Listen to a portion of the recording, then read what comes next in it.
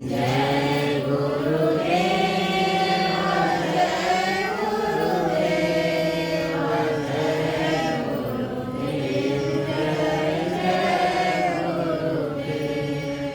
जय गुरुदेव जय गुरुदेव जय गुरुदेव जय गुरुदेव जय जय गुरुदेव जय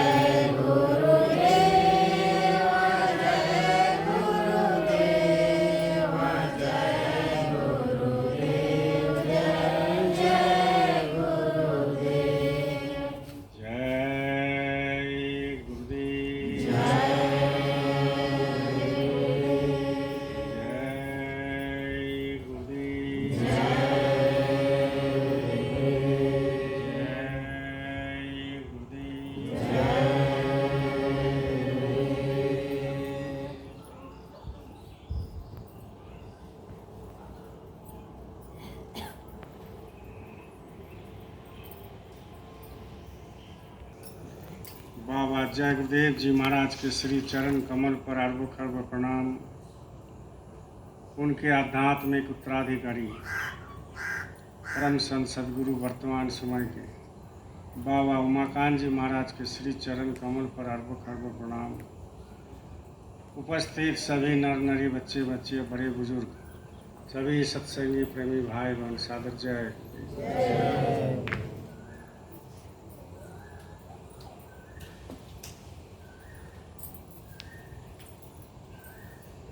देखिए प्रेमियों, आज है पूनम का भंडारा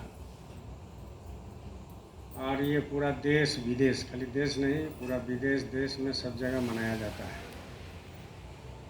उनके आदेश अनुसार। एक त्रयोदशी भंडारा, एक पूनम का भंडारा। और जो पूनम का भंडारा में सब आप लोग आए हुए हैं, उसके लिए आपको सत सत नमन, धन्यवाद नगरी आश्रम में आने के लिए।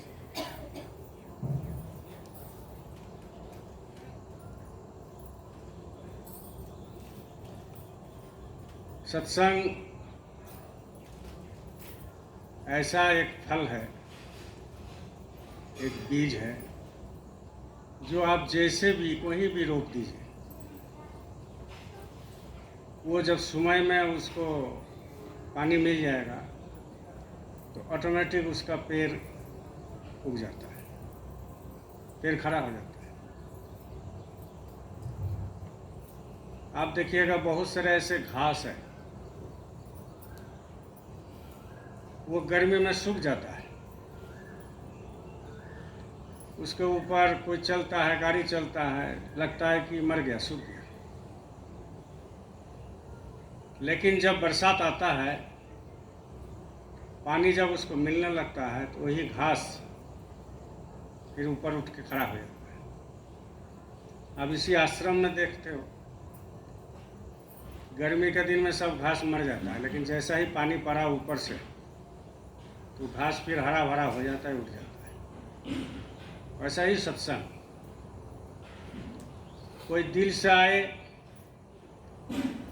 तो भी उसको लाभ मिलता है, जो दिल में नहीं न है, किसी का प्रसार से आए उसको भी लाभ मिलेगा, जिसका मन में नहीं है फिर भी जो है वो आता है, आ जाता है, उसको भी लाभ मिलता है। किसी को पता ही नहीं चलता है कि सत्संग क्या है, कि चलो थोड़ा जाके बैठते हैं, देखते हैं क्या बोलता है, उसको भी सत्संग का लाभ नहीं जाता है। उसका कारण क्या है? उसका कारण है कि सत्संग जहाँ होता है वहाँ सदगुरु प्रेजेंट रहते हैं, वो विराजमान रहते हैं, जो ये खुला चरम चक्षु से आप देख नहीं सकते। लेकिन अगर गहराई से आप सत्संग की वचन को सुनोगे, गहराई से आप उसके अंदर जाओगे, तो कुछ ना कुछ अनुभव आपको सत्संग में बैठ के ही होने लगता है। बहुत सारे सत्संगी सुनते सुनते रो जाता है, बोलते बोलते रो जाता है।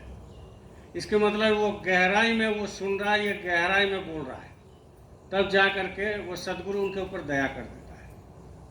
अब वो दया कैसे करते हैं वो तो आपको दिखाई नहीं देगा। वो दया कैसे करते हैं वो तो दिखाई नहीं देता, वो तो अंदर की बात है। अंदर में रहते हैं, अंदर में दया का अनुभव करा देते हैं, और उसका प्रतिफलन, उसका जो फल देखने को कैसे मिलता है, उसका फल देखने में मिलता है जब आंख से आंसू गिरता है, उसका फल देखने को मिलता है। तो कहने का मतलब है जैसे भी भाव में आप सत्संग में बैठे, किसी भी भाव में बैठे, उसका तो लाभ जरूर देते हैं सदगुरु। आप किसी को कम देते हैं, किसी को ज़्यादा देते हैं, किसी को थोड़ा देते हैं, किसी को बहुत सारे ज़्यादा देते हैं, उसका एक ही कारण है कि उसका भाव के अनुसार ये काम होता है। जैसा कोई बिजनेस करता है तो जिसका बहुत बड़ा अनुभव है बिजनेस में, वो रमा हुआ है, तो वो बिजनेस में वो प्रॉफिट करने लगता है। आज जो बिजनेस कभी किया ही नहीं है और वो बिजनेस करने लगता है तो उसको प्रॉफिट थोड़ा कम होता है। क्या, क्यों? उसका कारण क्या है? क्या दया इसके ऊपर नहीं है? क्या दया उसके ऊपर नहीं है? दोनों के ऊपर परमात्मा का दया है। क्यों? क्योंकि परमात्मा दोनों के अंदर बैठा हुआ है, तो दया मिलने लगता है। लेकिन कुछ अपने भी तो करना पड़ेगा, अपने भी तो कुछ हलचल अपने को करना पड़ेगा कि भाई हाथ हिलाए, पाँव हिलाए, मुंह से बोले, तजुर्बा रखे, हम दूसरे से सीखे, तब जाकर के वो फलीभूत होता है।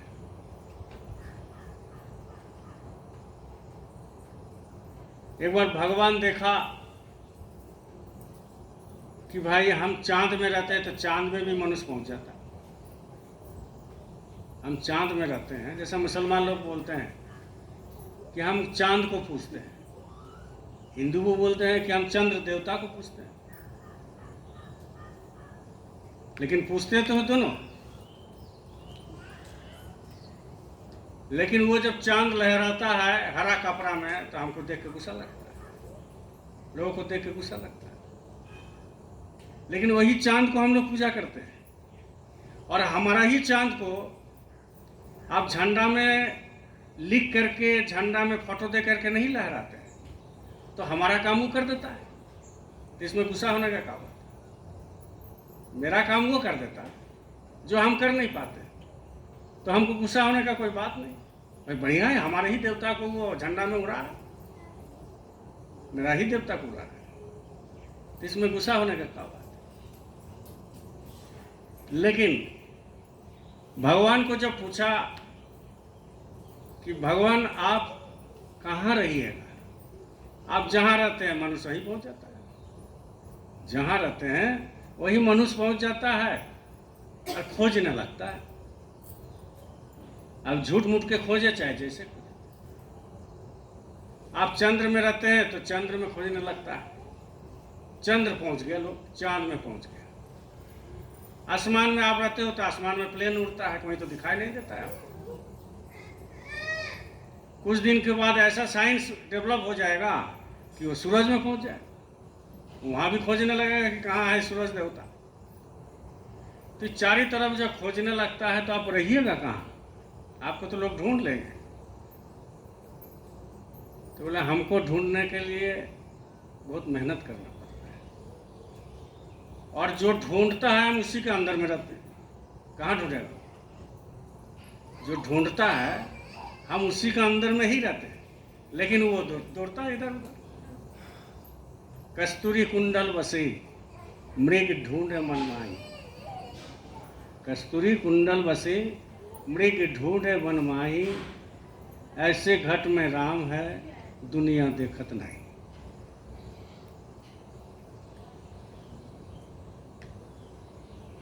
वो हिरण के अंदर, हिरनी के अंदर वो कस्तूरी रहता है नाभि में, लेकिन जब उसका सेंट आता है, गंध आता है, तो पूरा वन घूमते रहता है, छुपते रहता है, कहाँ है गंध, कहाँ है, कहाँ है। और उसको पता नहीं है, उसको पता नहीं है कि हमारे ही अंदर से गंध निकल रहा है। ऐसा ही हम लोगों को पता नहीं है, लोगों को पता नहीं है कि भगवान कहाँ है, अब उसी के अंदर में भरा हुआ। सुबह शाम रात दिन, वो 1 मिनट 1 पल छूटता नहीं है, उन्हीं के अंदर में काम करते रहते, उन्हीं के अंदर में है। जैसे आप बैठे हो, आपके अंदर में है, ऑटो में थोड़ी है, तो एक यादगार है। हम बैठे हैं मेरा अंदर में, आप बैठो आपके अंदर, कुत्ता है उसके अंदर, गाय है उसके अंदर, बिल्ली है उसके अंदर, चिट्टी है उसके अंदर, मुर्गा है उसके अंदर,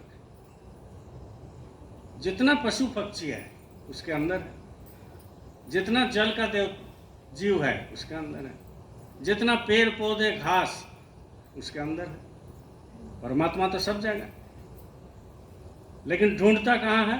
बाहर। और जब तक बाहर आप ढूंढते रहोगे, आपको जिंदगी का असली चीज मालूम ही नहीं होगा। और संत मत यही सिखाता है, जिस मत जी रास्ते में आप आए हैं, जो सदगुरु की रास्ता है, वो यही सिखाता है कि इधर उधर दौड़ने से भगवान मिलेगा नहीं, पैसा खर्च करने से भगवान मिलता नहीं है, अगरबत्ती दिखाने से भगवान मिलता नहीं। बोलो जय गुरुदेव।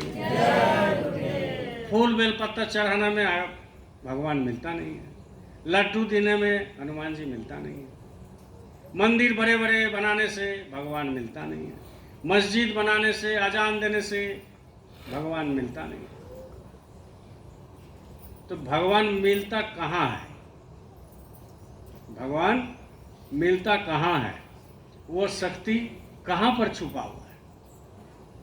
तो संत मत बताते हैं, सदगुरु बताते हैं कि वो शक्ति आपके अंदर छुपा हुआ है, जो हम खोज नहीं करते, संसार उसको खोज नहीं करता।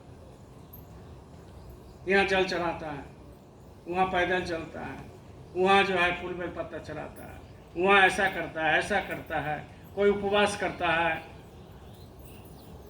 बहुत सारे विधि अपनाता है। क्यों?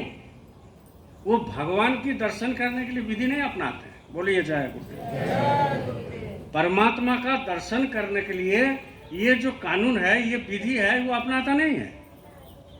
वो क्यों अपनाते हैं? इसीलिए कि हमारा पुत्र हो जाए, हमारा पुत्री का शादी हो जाए, हमारा नौकरी हो जाए, हम केस मुकदमा में जीत गए, हमारा मान सम्मान हो, हमको ऐसा मिले, वैसा मिले, बरकत मिले, जमीन हो जाए, गाड़ी हो जाए, इसके चलते हम लोग पूजा पाठ करते हैं। लेकिन जब सदगुरु बुला लिए आपको और हमको, सत्संग के माध्यम से उनकी दया हुआ, मेहर हुआ, तब पता लगने लगा कि नहीं, सदगुरु के पास जाने का एक ही मकसद है, धन कमाना नहीं है। सदगुरु के पास जाने का एक ही मकसद है, जमीन जायदाद मांगना नहीं है। सदगुरु के पास जाने का एक ही मकसद है कि हमको बहुत सारे मान सम्मान मिल जाए। नहीं, सदगुरु के पास जाने का ये मतलब नहीं है कि हम संसार का जो चीज है, संसार का जो विषय है, वस्तु है, संसार के जो भी चीज है, उसको हम गुरु से मांग लें। ये नहीं है।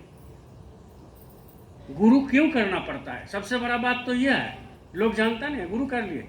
किसी को पूछिए, चलिए बाबा जय गुरुदेव आश्रम, चलिए हमारे गुरुजी आ रहे रांची, तो क्या एक ही चीज आपको बोलता है, मेरा तो गुरु हो गया। बहुत सारे लोग हैं ना, 80%, मेरा तो गुरु हो गया।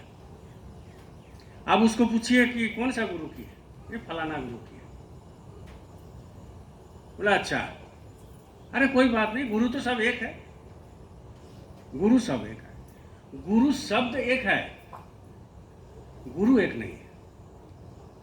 गुरु जो शब्द है, गु मतलब अंधकार और रू मतलब प्रकाश, इसको कहते हैं गुरु। जो अंधकार से प्रकाश की ओर ले जाता है, उसको कहते हैं गुरु। तो वो किसी हद तक वो सही बोलता है, गुरु तो सब एक है, लेकिन ये सही नहीं है, क्योंकि गुरु शब्द जो है वो सही है, लेकिन गुरु का जो बहुत सारे रूप है, उस रूप में बहुत सारे शैतान भी छिपे हुए हैं, उस रूप में बहुत सारे ठगी भी छिपे हुए हैं, उस रूप में बहुत सारे जो है ऐसे गुरु छिपे हुए हैं जो आपको परमात्मा का दर्शन करा नहीं सकता।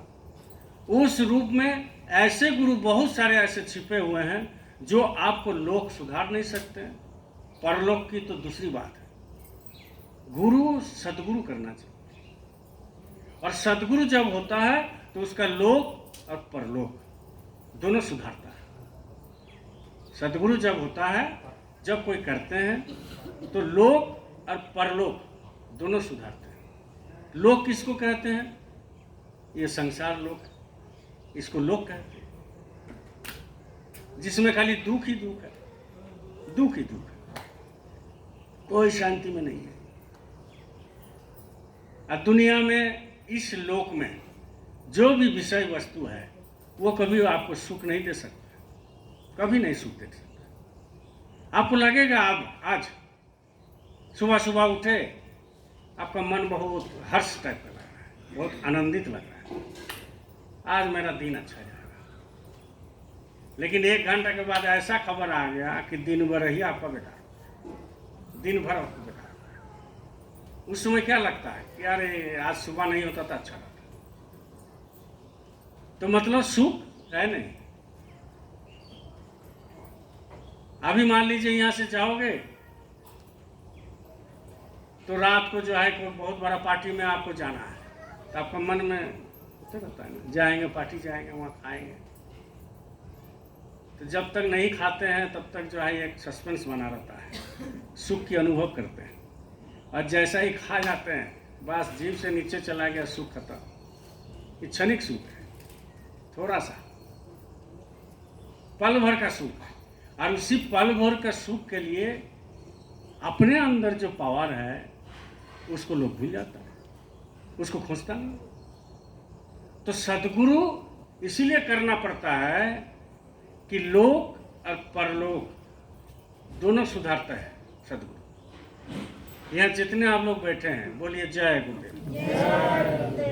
तो ये जो बैठे हैं आप लोग, आपके पास क्या था? कुछ नहीं था। क्या था? आज से 40 साल, 30 साल, 50 साल पहले की चिंता कीजिए, कौन पूछता था?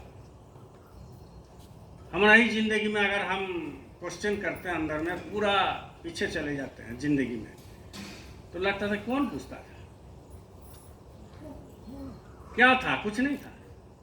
लेकिन जो भी आप लोग बैठे हैं, जो भी सद्गुरु के पास आए हैं, जो भी संसार में जन्म लिए हैं, उसके पास बहुत कुछ धीरे धीरे धीरे धीरे होने लगा।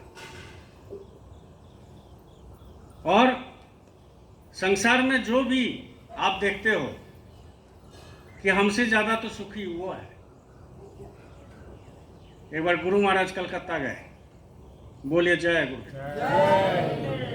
तो कलकत्ता गए तो गुरु महाराज एक मारवाड़ी का घर में वहाँ जाते थे। तो सुबह सुबह उनके घर के सामने रोड था। गुरु महाराज बोले कुर्सी लाओ, यहीं बैठते हैं, नज़ारा देखते। अब जो है कुर्सी वहाँ लगा दिया गुरु महाराज को, सब खड़ा है। तो बहुत सारे सेठ है, मारवाड़ी सेठ, सब हाथ जोड़ के खड़ा है। और गुरु महाराज जो है चुपचाप अपना बैठे हुए। तो एक दूसरे से मारवाड़ी लोग बात कर रहे हैं। क्या बात कर रहे हैं कि गुरु महाराज जहाँ बैठे थे थोड़ा सा आगे में जा करके एक भिखारी जो है फुटपाथ पर सोया हुआ था। कलकत्ता में अक्सर जब गए हैं आप तो अक्सर देखिएगा फुटपाथ में लोग सोते रहते हैं। कोई जगह नहीं तो क्या करेंगे, फुटपाथ में सो रहा। अब जो है मारवाड़ी लोग बात कर रहे हैं कि ये जो है जो सोए हुए हैं कितना सुखी है, कितना सुखी है। देखो कोई चिंता नहीं, ना महल का चिंता, ना पैसा का चिंता, ना गाड़ी का चिंता, ना बिजनेस का चिंता, कुछ नहीं।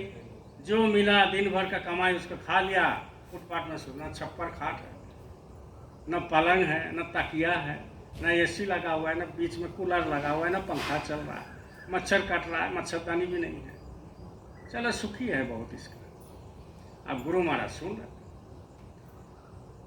इसके बाद थोड़ी देर बाद जब वो आदमी उठा तो गुरु महाराज बोले कि बुलाओ उसको, बुलाओ उसको। तो फिर उसको बुलाया, बोला इधर आओ बाबू, इधर आओ। अब भिखारी आके वहाँ खड़ा हो गया। तो सेठ लोग बोला, अरे प्रणाम करो। हमारे गुरु जी बोले, अच्छा अच्छा। तो अपना साष्टांग प्रणाम किया, उठा। तो गुरु महाराज पूछा, तुम तो बहुत सुखी है बच्ची, बहुत सुखी है, कोई तुम्हारा चिंता फिक्र नहीं है। तो भिखारी बोल रहे हैं कि हुजूर, महात्मा जी, साधु जी, सुखी हम कहाँ रहेंगे, सुखी तो आपका बगल में जो खड़ा है यही लोग हैं। क्यों? क्योंकि पैसा इनके पास है, सारे सुविधा इनके पास है, तो सुखी तो ये है, हम कहाँ सुखी है, हम तो सुखी है नहीं। तो गुरु महाराज कह रहे हैं कि देखो देखो, अभी बोल रहे थे ना कि जो भिखारी जो रोड पर सोया हुआ है, ये सबसे ज्यादा सुखी यही है। बोलिए जय गुरुदेव। बोले जी, सबसे ज्यादा सुखी यही है। अभी तुम लोग चर्चा कर रहा था ना, जो रोड में सोया हुआ है वो सुखी है, और जो महल में सोता हुआ है, महल में जो सोता हुआ है, हम दुखी हैं। तो भिखारी को जब उठाया और वो जो बोला कि हुजूर, हम कहाँ सुखी है, सुखी तो ये आपका बगल में जो सेठ लोग खड़ा है ये लोग सुखी है, हम सुखी नहीं है, हम बहुत दुखी है। कभी 2 रोटी मिलता है, कभी नहीं मिलता है, रात भर मच्छर काटता है, बहुत गहरी नींद होता है तो पता नहीं चलता है, तो सुखी तो हम है नहीं। तब गुरु महाराज ने कहा कि देखो बच्चों, सुखी देख रहा है, तुम लोग आपस में चर्चा कर रहा था कि जो फुटपाथ में जो सोया हुआ है भिखारी वो सुखी है, और हम लोग हैं दुखी। क्यों? क्योंकि पैसा रहते हुए भी शांति घर में नहीं है, तो हम तो सुखी नहीं है, सुखी वो है। अब भिखारी बोल रहा है हमारे पास 2 वक्त का रोटी नहीं है, वो सेठ लोग वो सुखी है। तो सब एक दूसरे को सोचता है सुखी। यहाँ जितना बैठा हुआ है ना, जितना लोग बैठे हैं, सब एक दूसरे को सोचता है कि वो बाबलू बहुत सुखी है, 2-2 को दुकान है, 3-3 को मकान है।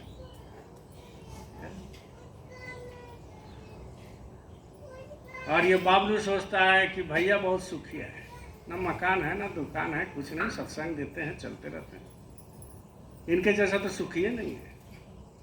और हम सोचते हैं कि वो जो फुचका बेचता है वो सुखी। अब फुचका वाला सोचता है कि जो टेम्पू चलाता है वो सुखी, और टेम्पू वाला सोचता है कि वो अनूप सुखी, बड़ा होटल चल रहा है 2-2 का, है ना। लेकिन जब एक दूसरे से बात करोगे, अगर दिल में सच्चाई से बात करोगे, एक दूसरे से बात करोगे और पूछोगे क्या तुमको कोई तकलीफ नहीं है जिंदगी में, बोला अरे हमसे ज्यादा तो तकलीफ है ही नहीं किसी को। सब एक दूसरे को बोलता है सुखी है, लेकिन सब एक दूसरे दुखी है। क्यों दुखी है? कि सुख का परिभाषा नहीं जानते। दुखी क्यों है? बोलिए जय गुरुदेव। सत्संग ध्यान से सुनो, क्योंकि सत्संग जब से शुरू होता है लास्ट तक एक के ऊपर एक कड़ी जुड़ा हुआ रहता है। जैसे एक माला धागा होता है ना, एक धागा के साथ एक धागा एक सूत्र पर बंधा हुआ रहता है। अगर वही रस्सी टूट गया तो माला बिखर जाता है। वैसा ही आपका अगर विचार एक जगह में नहीं रहेगा, आपका मन एक जगह में नहीं रहेगा, तो सत्संग रूपी जो गुरु चर्चा होते हैं, माला होते हैं, वो बिखर जाते हैं। और जब बिखर जाते हैं तो आपको कुछ समझ में नहीं आएगा। 108 क्या दाना गिनोगे, 51 में ही भूल जाओगे। इसीलिए जो सोचते हैं ना कि वो हम सुखी है, हम सुख के लिए जिंदगी भर कर रहे हैं। आप जब से पैदा हुए हैं और जब तक ये शरीर रहेगा, तो लोग किसके लिए करते हैं? किसके लिए करते हैं? अपने बच्चे के लिए करते हैं, अपना पत्नी के लिए करते हैं, अपना माँ के लिए करते हैं, अपना पिता के लिए करते हैं, अपना रिश्तेदार के लिए करते हैं, अपने लिए कुछ नहीं करते। जितना यहाँ बैठे हैं, हम भी जिंदगी भर किए हैं, अपने लिए कुछ नहीं किए, सब इसी के लिए किए। आप भी जो बैठे हो, जो भी काम करते हो, सब पुत्र के लिए, पुत्री के लिए, दामाद के लिए, ससुर के लिए, इसके लिए, रिश्तेदार के लिए, माँ बाप के लिए, वो रिश्तेदार के लिए करते हैं। अब जिस दिन अपने लिए करना सीख जाओगे तो दुनिया में सुख आ जाएगा। सुख का परिभाषा ही है। इसका मतलब ये नहीं कह रहे कि स्वार्थी बन जाओ, ये नहीं बोल रहे हैं कि स्वार्थी बन जाओ। अपने लिए करना मतलब कि आप जानते नहीं हो अपने कौन है, आप जानते ही नहीं हो हम कौन है, आप जानते नहीं हो कि आप कौन हो। आप सोचते हो कि हम शरीर है, आप सोचते हो मेरा हाथ है, आप सोचते हो मेरा पैर है, आप सोचते हो कि ये सारे दुनिया जो है हम जय कर लेंगे, आप सोचते हो कि ये सारे शरीर जो है हम जब मर्जी तब छोड़ेंगे। ऐसा नहीं होता है। जब आप अपने आप को विचार करोगे कि हम कौन है भाई, कहाँ से आए हैं, माँ का गर्भ में जब थे उसके पहले हम कहाँ थे, और जब हमारा ये शरीर छूट जाएगा, जब लोग 4 आदमी कंधे में ले जाकर के स्मशान में जला देगा, और जब घर में रहते ही मेरा शरीर पड़ा हुआ है और शरीर से आत्मा निकल गया, तो आखिर गया कहाँ, कहाँ चले गए आप, कितना दूर गए, किससे मिले, कौन सी वहां जिससे मिले उनसे बात हुआ, कैसा आप घर बनाए इस जमीन में रह करके, वहां भी जाकर के आपको सुख मिलेगा। आपने घर बनाया ही नहीं घर बनाया। आप कहीं बाहर जाते हो घूमने, बोलो जय गुरुदेव। आप जब बाहर जाते हो घूमने, 2 दिन 4 दिन टिकट कटाते हो, 7 दिन 10 दिन 1 महीना, फिर आना है अपने जगह में। उज्जैन गया लोग, टिकट कटा के गए, रिटर्न भी टिकट कट लिए 7 दिन के बाद, 8 दिन 10 दिन 15 दिन के बाद। तो जब वहां से चलने लगा तो वह क्या सोच के आया कि हम फुटपाथ में रहेंगे? बताओ जी आप लोग, यही ना सोच के आए हो कि नहीं रांची जाना है, मेरा अपना घर है, तो यहाँ बना के गए तब ना फिर आ रहे हैं। यहाँ बना करके गए हो, यहाँ व्यवस्था करके गए हो, तब तो उज्जैन से आकर के फिर अपना घर में घुसे हो। और ऐसा ही ये जिंदगी है। जब यहाँ से जाओगे तो वहाँ घर बना ही नहीं तो कहाँ रहोगे? सदगुरु यही करते हैं, यहाँ भी घर बनाते हैं, वहाँ भी घर बनाते हैं। यहाँ तो संसारी रूपी घर है, लोक लाज को छुपाने के लिए घर है, संसार को विधि विधान में रहने के लिए घर है, और वहाँ भी घर है। लेकिन वहाँ आपने घर बना ही नहीं है।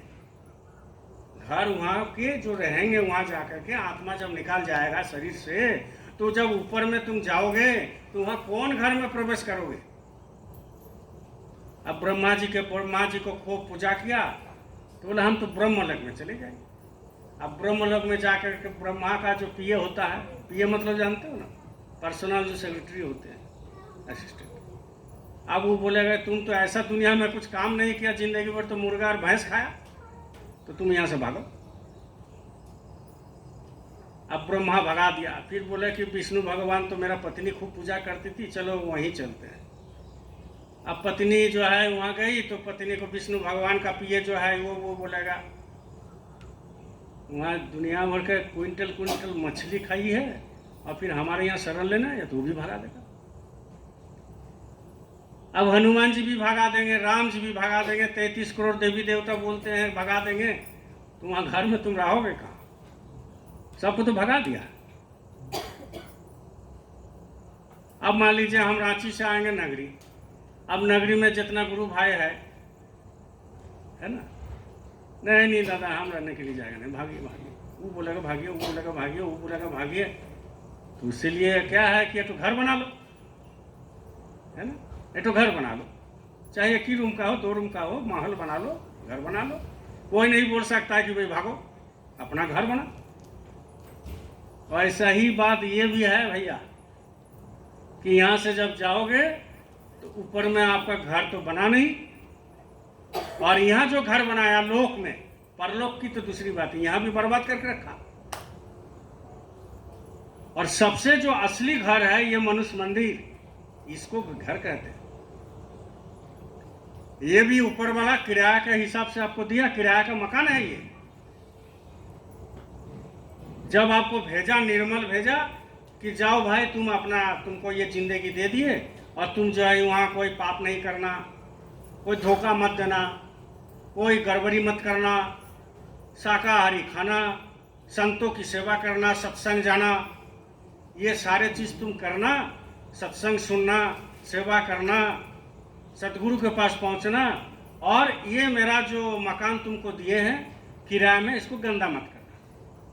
और जिस दिन तुम्हारा जो है ये किराए का मकान का श्वासों की पूंजी खत्म हो जाएगा, हम अपना भेज देंगे और तुमको लेने के लिए।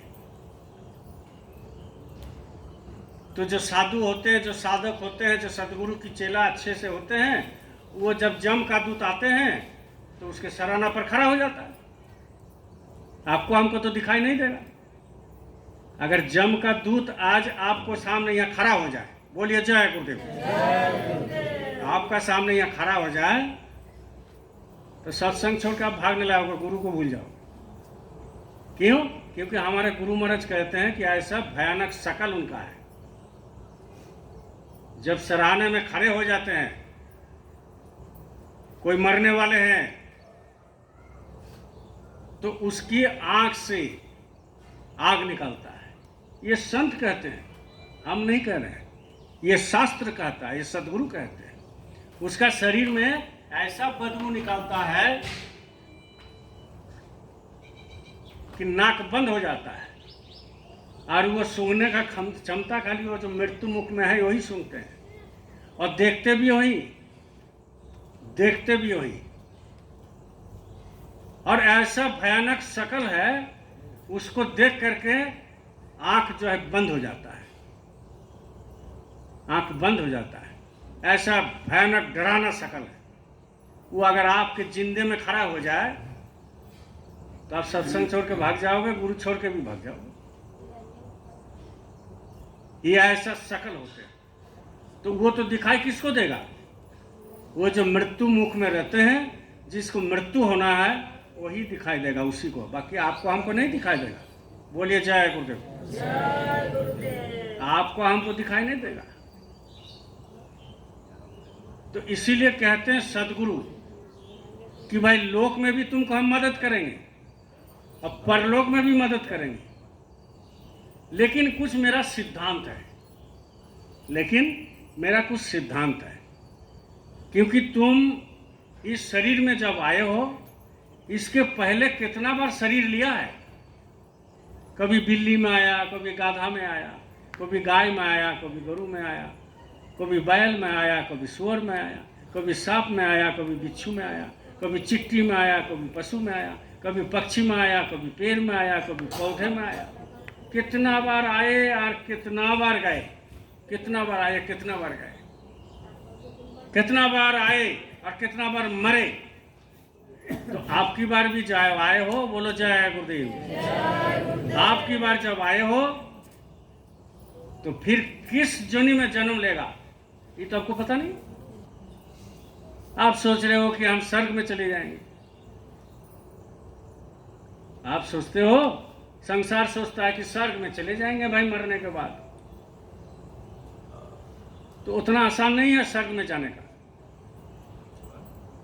स्वर्ग का दरवाजा में वही जा सकता है अंदर जो निर्मल होगा, जो निर्मल होगा वही स्वर्ग का दरवाजे में जा सकता है, दूसरा नहीं जा सकता। यहाँ जिंदगी भर मुर्गा खाया, बोलिए जय गुरुदेव, जोर से बोलिए जय गुरुदेव। यहाँ जिंदगी भर मुर्गा खाया, खांसी खाया, सुअर खाया, बैल खाया, कोई चीज छोड़ता नहीं है मनुष्य, सब खाता है, सब खाता है। चीन में चले जाओ, वहां कुत्ता भी खा जाता है काट के, सांप भी खा जाता है।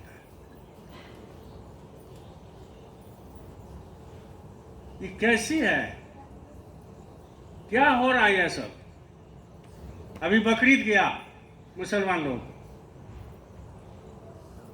बहुत सारे मुसलमान जानते हैं कि बकरीद क्या होते हैं, बकरीद क्या होते हैं, बहुत सारे मुसलमान जानते हैं। कम है परसेंटेज में, 100 में 10 लोग वो जानते हैं कि बकरा को बलि देना ये गुनाह है अल्लाह के पास, ये कभी जन्नत नहीं जा सकते, ये दोजख का दर्जा खुल रहा है। लेकिन 90% मुस्लिम वो सोचते हैं कि बकरा को कुर्बानी दे देंगे अल्लाह के पास। अल्लाह को तो देखा नहीं, उसका कैसा शक्ल है, कैसा आँख है, कैसा चेहरा है, कैसा शरीर है, क्या नूर है, क्या प्रकाश है, कहाँ रहते हैं, किस टाइप से रहते हैं, ये तो देखा नहीं कभी। बस अल्लाह के सामने करेंगे। अब यही बकरीद गया 4 दिन पहले, नहीं तो कम से कम 40 से 50 करोड़, एक दो नहीं, आप क्या समझते हो, 40 से 50 करोड़ बकरा को काटा गया। 40 से 50 करोड़ बकरा आप समझते हो? अगर एक जगह में 40 से 50 करोड़ बकरा को खड़ा कर दिया जाए और वहीं अगर कटा जाए तो ये स्वर्णरेखा जो नदी है ना, वो जाके दामोदर में मिल गया, ये पूरा खून का नदी बह जाएगा। ये तो जगह जगह काटता है, इसीलिए पता नहीं चलता है। 50 करोड़ बकरा को काट दिया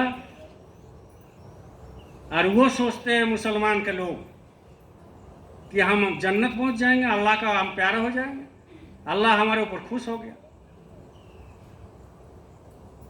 अरे अगर बलि देना है तो आप काम को दीजिए। काम काम मतलब ये काम नहीं, जिसका मन कामुक है वो काम को दीजिए बलि, क्रोध की दीजिए बलि, लोभ को दीजिए बलि, मोह को दीजिए बलि, गलत काम को दीजिए बलि, उसको बलि दीजिए ना, तब तो आप अल्लाह के प्यारे होंगे।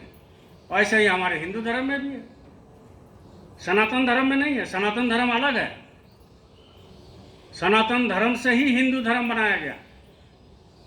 अब देखिए हिंदू धर्म में कुछ जानता नहीं है, बोलते हम काली के सामने बलि दे रहे। बोलिए जय गुरुदेव।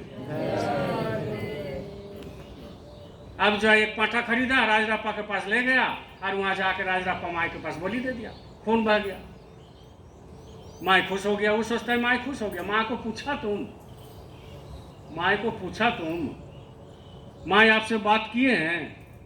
माँ दुर्गा के सामने बलि दे रहे हो, आपसे बात किए हैं क्या कि तुम बलि दिया हम बहुत खुश हो गए?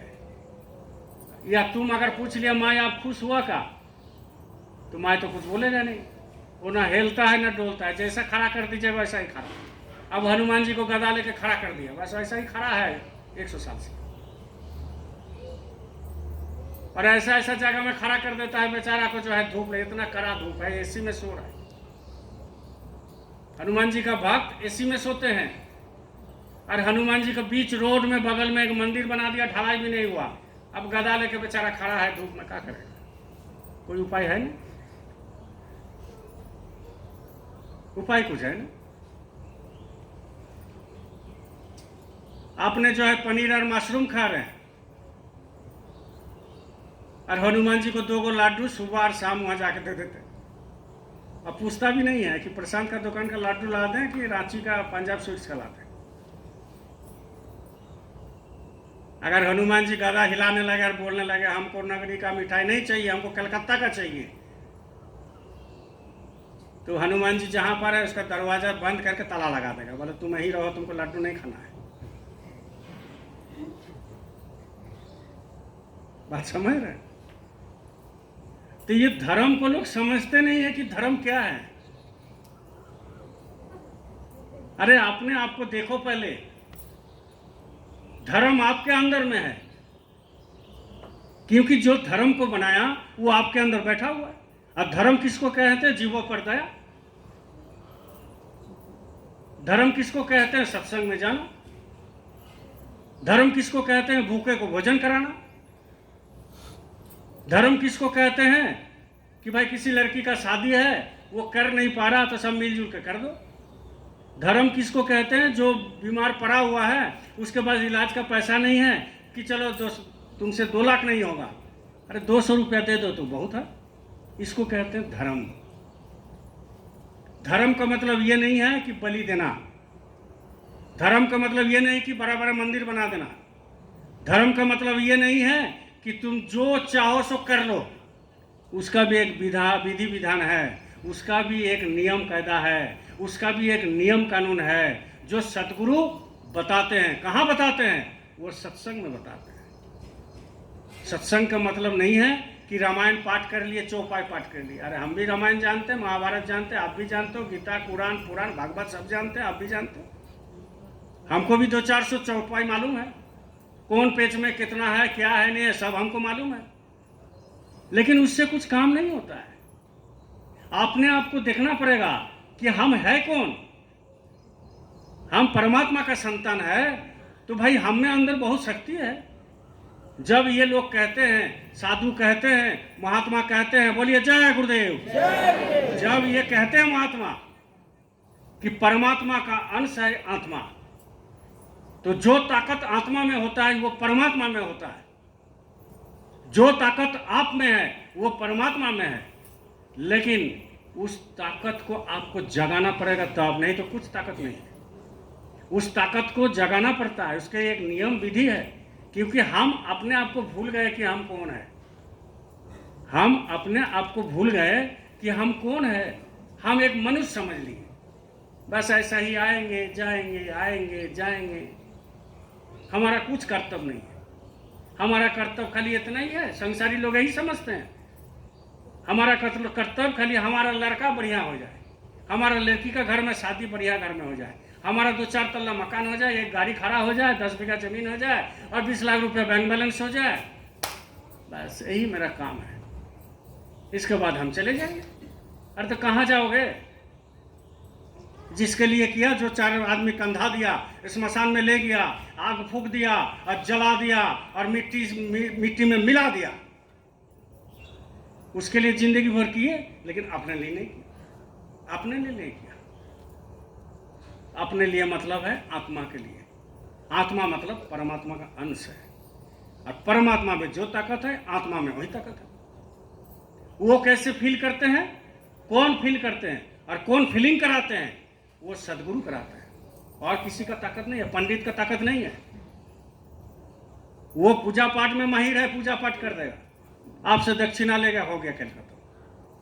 वो ये नहीं कर सकते, आत्मा कल्याण नहीं करा सकते। मौलवी आत्मा कल्याण नहीं करा सकते। आत्मा कल्याण कराएगा सदगुरु। आपको वो करेंगे, वो बोलेंगे कि ऐसे ऐसे चलो, और वो जड़ी जब देते हैं तब आत्मा कल्याण होता है। पहले अपने आप को तो पहचानो। एक जंगल था और वो जंगल के नदी में, किनारे में एक नदी था बहुत बड़ा। बोलिए जय गुरुदेव।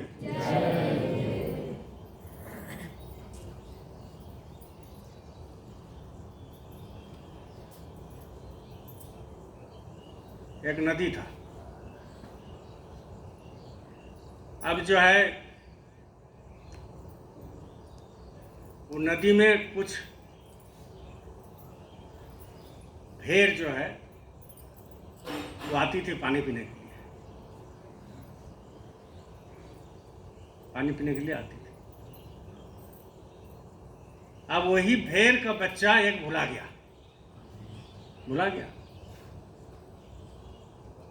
बाकी सब चला गया और वो बच्चा जो है भुला गया। अब वो जब भुला गया तो छोटा था, तो छोटा छोटा जो शेर का बच्चा था उसके साथ वो घुल मिल गया। बढ़िया से सुनो कि आप कौन हो, उसके लिए कहानी है। वो छोटा छोटा जो बच्चा था शेर का, शेरनी का, वो उसमें घुल मिल गया, एक साथ खेलने लगा, एक साथ पाला, बड़ा होने लगा।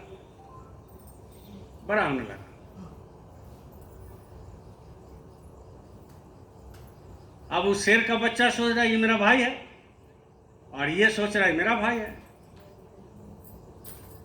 आज दोनों एक दूसरे से अपना हिसाब से बात उठ करने लगा, इशारा से हो जैसे भी हो, बड़ा होने लगा। एक दिन वही भेड़ का बच्चा बड़ा हुआ और इधर शेर का बच्चा भी बड़ा हुआ। अब बड़ा हुआ, बोलो जय गुरुदेव। अब जब बड़ा होने लगा, होते होते जब बड़ा हो गया पूरा, तो एक दिन वो भेड़ का बच्चा जो है नदी में गया पानी पीने के लिए। समझ गए? नदी में गया पानी पीने के लिए।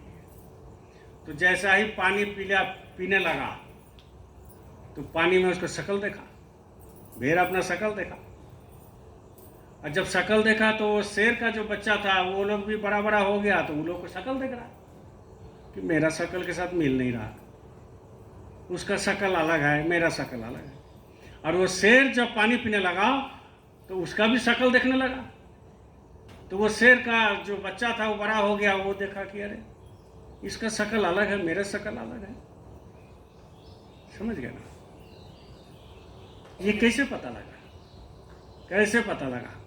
अगर वो पानी पीने नहीं जाता तो पता लगता?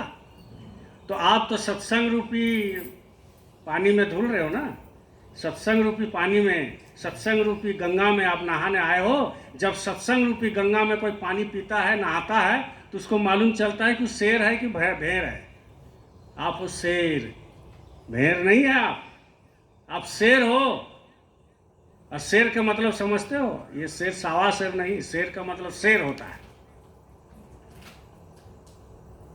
तो जब अपने आप को कोई भूल जाता है ना, अपने आप को भूल जाता है, तो जब अपने आप को आप भूल जाते हो कि हम क्या है, हम शेर का बच्चा है, आप और हम बहुत बड़ा खानदान का है भाई।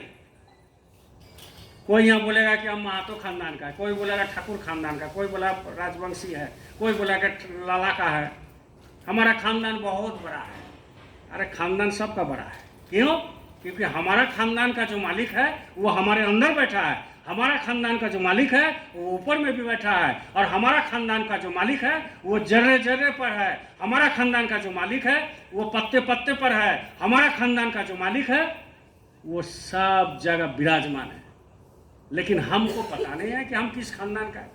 अरे हम परमात्मा का खानदान का है, जिन्होंने इस सृष्टि को रचना किया, जिन्होंने ये पूरा कायनात बनाया, जिन्होंने ये पूरा मनुष्य जाति को बनाया, सारे जीव को बनाया, पेड़ पौधे को बनाया, नदी को बनाया, पहाड़ को बनाया, चंद्र को बनाया, सूरज को बनाया, आसमान को बनाया, राम को बनाया, कृष्ण को बनाया, ब्रह्म को बनाया, पार ब्रह्म को बनाया, महाकाल पुरुष को बनाया, सब को बनाया जिन्होंने। वो कहाँ बैठे रहते हैं? वो सतलोक बैठे रहते हैं, सबसे ऊपर नाका में बैठे रहते हैं। और उन्हीं का सृष्टि है सब। लेकिन जब तक अपने आप को आपको पता ही नहीं चलेगा कि आप कौन हो, आपका खानदान का ही पता नहीं, मेरा खानदान का ही जब पता नहीं रहेगा, तो जब श्राद्ध करोगे, जब श्राद्ध लोग करते हैं ना, तो 5 पुस्त का नाम चाहिए होता है कि नहीं होता है? नहीं होता है। 5 पुस्त का नाम लेते हैं पंडित, कि तुम्हारा पिताजी का नाम, उसका पिताजी का नाम, उसका पिताजी का नाम, उसका पिताजी का नाम, 5 पुस्त का नाम चाहिए। आपके यहाँ चलता है कि नहीं पता नहीं, हमारे यहाँ चलता है, शादी ब्याह में भी चलता है।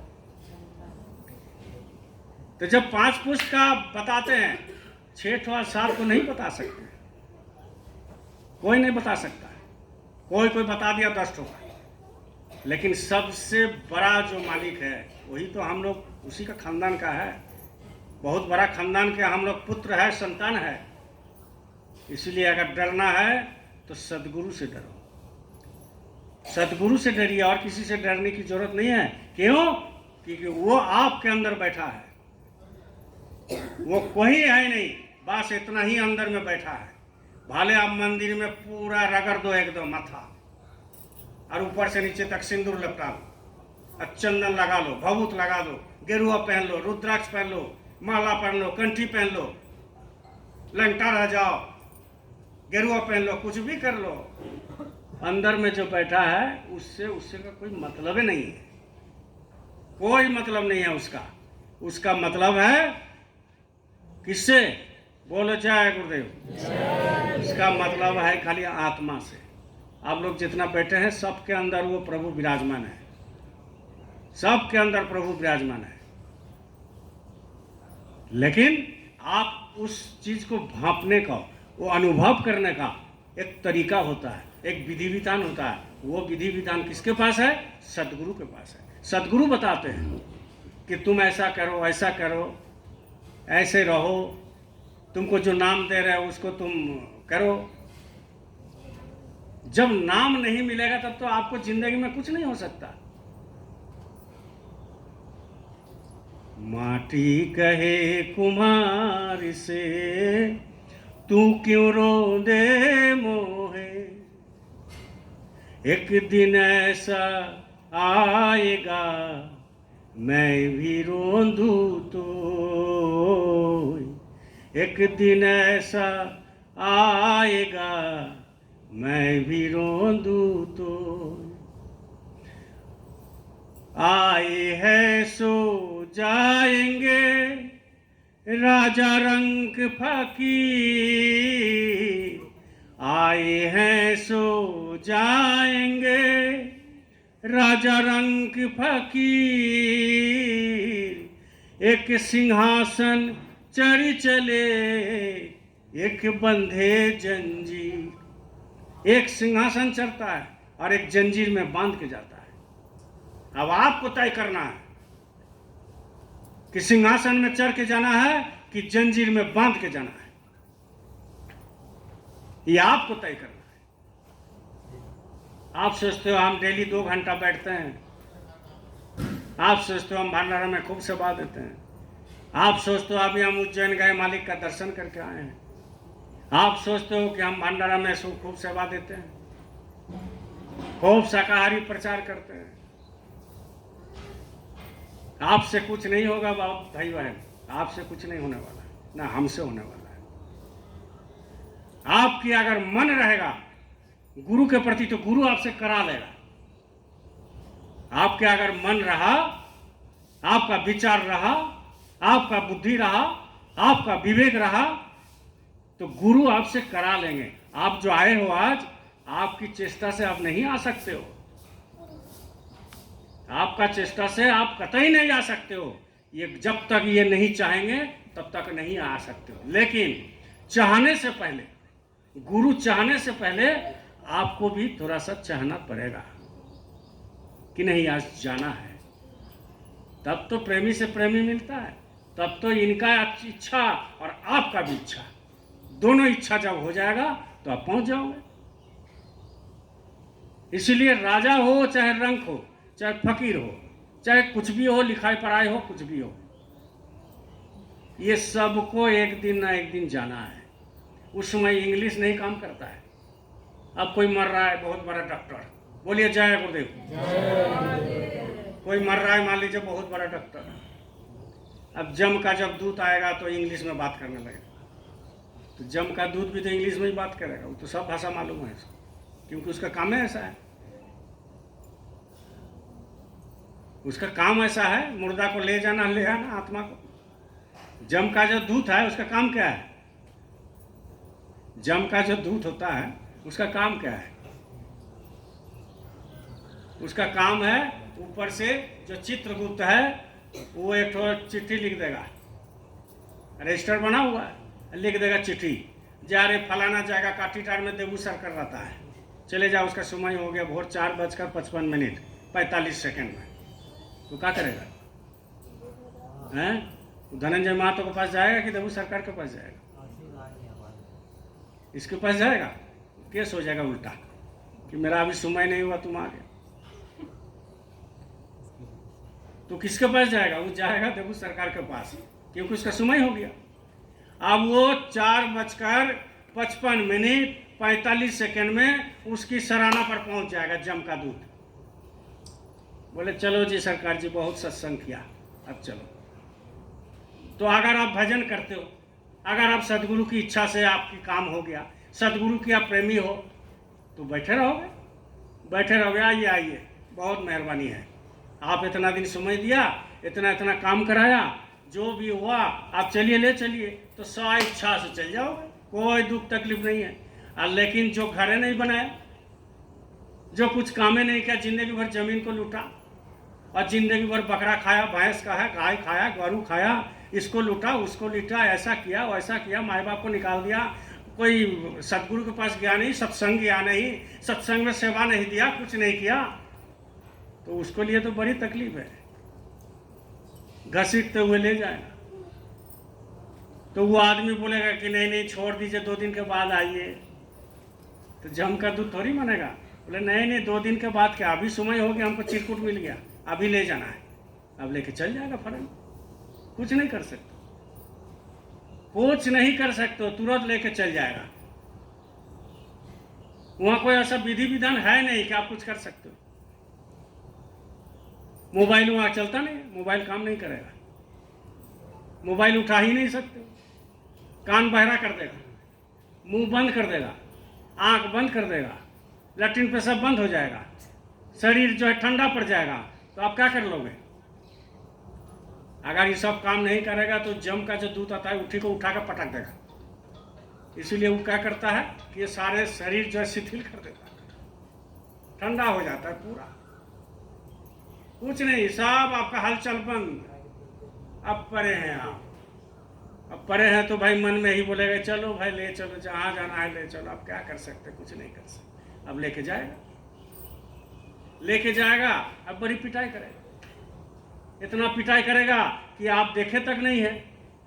वो तो सदगुरु बताते हैं कि इतना मारता है कि वो आपको करोड़ों माइल दूर तक उसकी आवाज आता है, वो सदगुरु सुनते हैं, आप भी सुन सकते हो, लेकिन वो कान आपको खुला नहीं, वो अनुभव आपको हुआ नहीं, आपके अंदर वो भावना आया नहीं, आप सदगुरु से प्रेम किया नहीं तो आप भी सुन सकते हो। इसलिए अपने आप को पहचानना जरूरी है। कोई इंग्लिश काम नहीं करेगा, हिंदी काम नहीं करेगा, पीएचडी, डिलीट, एमबीबीएस, इंजीनियरिंग, रुतबा, मान सम्मान उस समय बिस्तर में पड़ा रहेगा तो कोई काम नहीं करेगा। बोलिए जय गुरुदेव। उसके लिए काम कौन करता है? सदगुरु करते हैं, सदगुरु करते हैं काम, और कोई नहीं कर सकता। अपना ठिकाना बना लीजिए अभी से, अभी से ठिकाना बना लीजिए कि हमको जाना है, देखो ऊपर हमको जाना है, ये अभी से ठिकाना बना करके घर बना करके रेडी रखिए। घर बनाने के लिए क्या क्या मसाला चाहिए? ऊपर में यहाँ तो ईंटा चाहिए, बालू चाहिए, गिट्टी चाहिए, रॉड चाहिए, छड़ चाहिए, मिस्त्री चाहिए, और वहाँ जाने के लिए सब तो जाएगा नहीं, ट्रक में लाद के नहीं जा सकता। तो वहाँ जो परलोक है, वहाँ घर बनाने के लिए कौन मसाला चाहिए?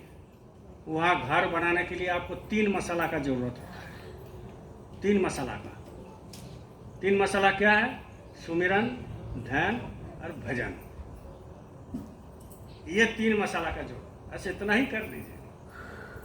जब सुमिरन कोई करता है, ध्यान कोई करता है, भजन करता है, ऑटोमेटिक वो सेवा देने लगेगा। और जिन्होंने सेवा बंद कर दिया तो समझ लीजिए वो सुमिरन, ध्यान, भजन नहीं करता है। ये तीनों मसाला है मेरे भाई बहन, सुमिरन, ध्यान और भजन। जब ये तीनों मसाला आप रगड़िएगा तब वहाँ ऊपर में आपको घर बनेगा, नहीं तो घर नहीं बन सकता। बोलिए जय गुरुदेव। नहीं तो घर नहीं बन सकता। अब वो घर जो है नहीं बनाओगे तो कैसे जाओगे, कैसे जाओ? इसलिए तैरना सीखो, तैरना सीखना पड़ेगा। किसमें? सत्संग रूपी पानी में तैरना सीखो, नहीं तो मरने के समय यही तैरना ही काम देगा, और कुछ काम नहीं देता है आपको। गंगा में जो है पूरा बाढ़ चल रहा है, अब जो है नाविक जो है, जो नाव चलाने वाला, इसको नाविक कहते हैं, वो नाविक जो है नाव चला रहा है, और उसमें जो है इस पार से उस पार ले जाना है नाविक को, उसका काम है। नाविक को जो है पैसा दे दीजिए, इस पार से उस पार लगा देना। अब जो है उसमें एक इंग्लिश बोलने वाला चढ़ गया, एक उर्दू बोलने वाला चढ़ गया, एक संस्कृत बोलने वाला चढ़ गया, और एक बड़े ऑफिसर भी चढ़ गया, एक मिनिस्टर भी चढ़ गया। अब उस पार जाना है उसको। अब आधा जब चल गया तो पूरा जो आता है ना गंगा में, सागर में ज्वार भाटा, वो आ गया। अब नाव जाए इधर से उधर, ऐसे ऐसे ऐसे ऐसे कर रहा है। अब उर्दू वाला जो है अपना कलमा पढ़ने लगा, अल्लाह अल्लाह करने लगा। अब पंडित भी चढ़ा हुआ तो पंडित भी अपना संस्कृत बोलने लगा। और उधर जो डॉक्टर जो है वो क्या करेगा, वो अपना इंग्लिश बोल रहा है, इंग्लिश में ही बोल रहा है। और जो इंग्लिश जानता है वो अपना गॉड गॉड कर रहा है, क्रिश्चियन। अब सब जो है नाव ऐसे ऐसे होने लगा।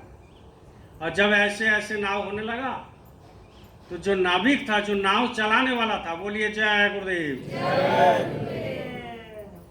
वो पीछे में मोबाइल देख रहा है क्या कोई है? मोबाइल देख रही है? बोलो जय गुरुदेव। अब जो है नाविक ऐसे ऐसे होने लगा, ये लोग भी ऐसे ऐसे डोलने लगा। तो नाविक चुपचाप बैठा हुआ, वो चुपचाप बैठा हुआ। तो ये लोग उसको गाली देने लगा, भला बुरा करने लगा कि अरे तुमको कोई मरने का डर नहीं है, तुम चुपचाप बैठा हुआ है, तुम हम लोग को चढ़ा लिया, हम लोग के लिए कुछ उपाय तो कम से कम करो, नहीं तो हम लोग तो सब डूब जाएंगे। तो बोले अपना अपना भाषा में सब तो बोल रहे हैं, आप कोई सुन नहीं रहा है। बोले सुनता तो ऐसे नाव ऐसा ऐसा होता, ना अल्लाह सुन रहा है, ना भगवान सुन रहा है, ना हनुमान जी सुन रहा है, ना क्रिश्चियन सुन रहा है, ना गॉड सुन रहा है, कोई नहीं सुन रहा। तो नाविक को बोला इसका उपाय क्या है? बोले उपाय देखना चाहते हैं, अभी रुक जाएगा। तो बोले बताओ उपाय बताओ, जल्दी जल्दी जान बचाओ। और नाविक वो जो है नाव से कूद गया, और कूद करके तैर करके दूसरा ऊपर चला गया। अभी लोग तो तैरना नहीं जानता, तो मरेगा कि बचेगा? जोर से बोलिए। हाँ, मरेगा। तो इसलिए तैरना सीखिए। कहाँ पर? किसमें? सत्संग रूपी गंगा में। सत्संग रूपी गंगा में तैरना सीखिए, तब बचिएगा। और नहीं तो यहाँ इंग्लिश काम नहीं करेगा, उर्दू काम नहीं करता है, संस्कृत काम नहीं करता है, पढ़े लिखे काम नहीं करता है, पैसा वाला काम नहीं करता है, जमीन वाला काम नहीं करता है, गाड़ी वाला काम नहीं करता है, कोई काम नहीं करेगा। काम एक ही करता है जो आपको परलोक बनाए हैं, सुमिरन ध्यान भजन और सदगुरु की कृपा, और कोई काम नहीं करेगा मरने के समय। लेकिन विडंबना यही बात का है कि आप सोचते नहीं कि हम मरेंगे।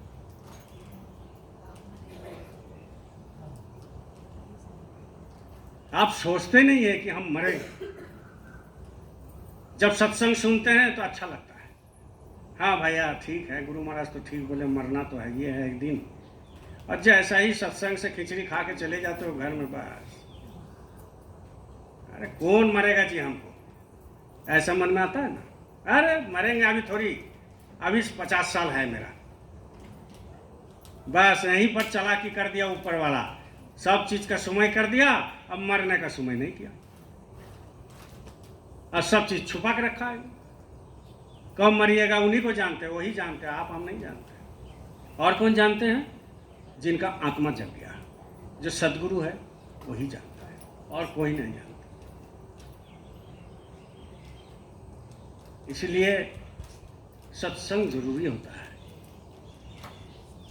रामायण पाठ करने से अगर उसको मिल जाता पूरा स्वर्ग, तो जितना पंडित है और जितना रामायण पाठ करता है सब पहुंच जाते। लेकिन शास्त्र कहते हैं कि रामायण पढ़ने से नहीं पहुंचता है, आत्मा को जगाने से पहुंचता है। इसलिए सदगुरु की जरूरत पड़ता है, क्योंकि सदगुरु इसके ऊपर कोई पंडित नहीं जाने वाला है आपको रक्षा करने के लिए, कोई मौलवी जाने वाले नहीं है, कोई पीर पैगंबर इसके ऊपर आपको रक्षा करने के लिए जाने वाला नहीं है। जो पहले से चल चुका है, जिनका आत्मा यहाँ से जग गया है, जिनका तीसरा आंख जग गया, जिनका तीसरा कान जग गया, जिनका तीसरा नेत्र जग गया, वही आपको बता सकता है, नहीं तो और कोई दूसरा उपाय है ही नहीं है। दूसरा उपाय कुछ नहीं है मेरे भाई बहन। इसलिए ये सत्संग जो होता है ये अनमोल होता है, ये सब जगह नहीं मिलता है।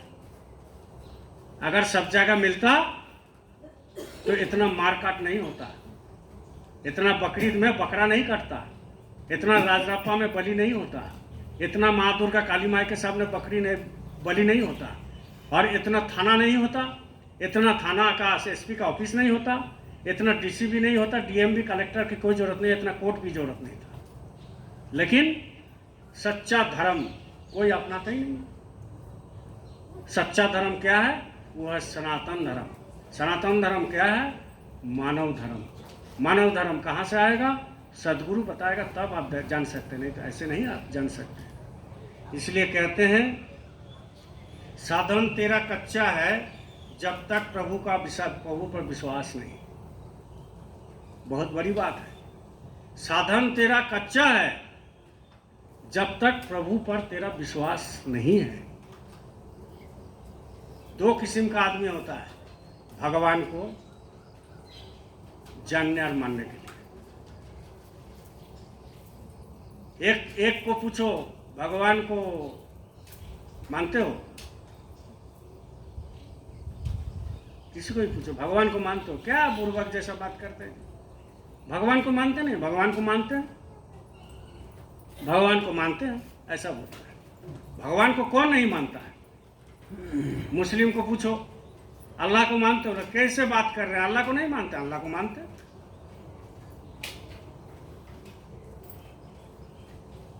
और एक को पूछो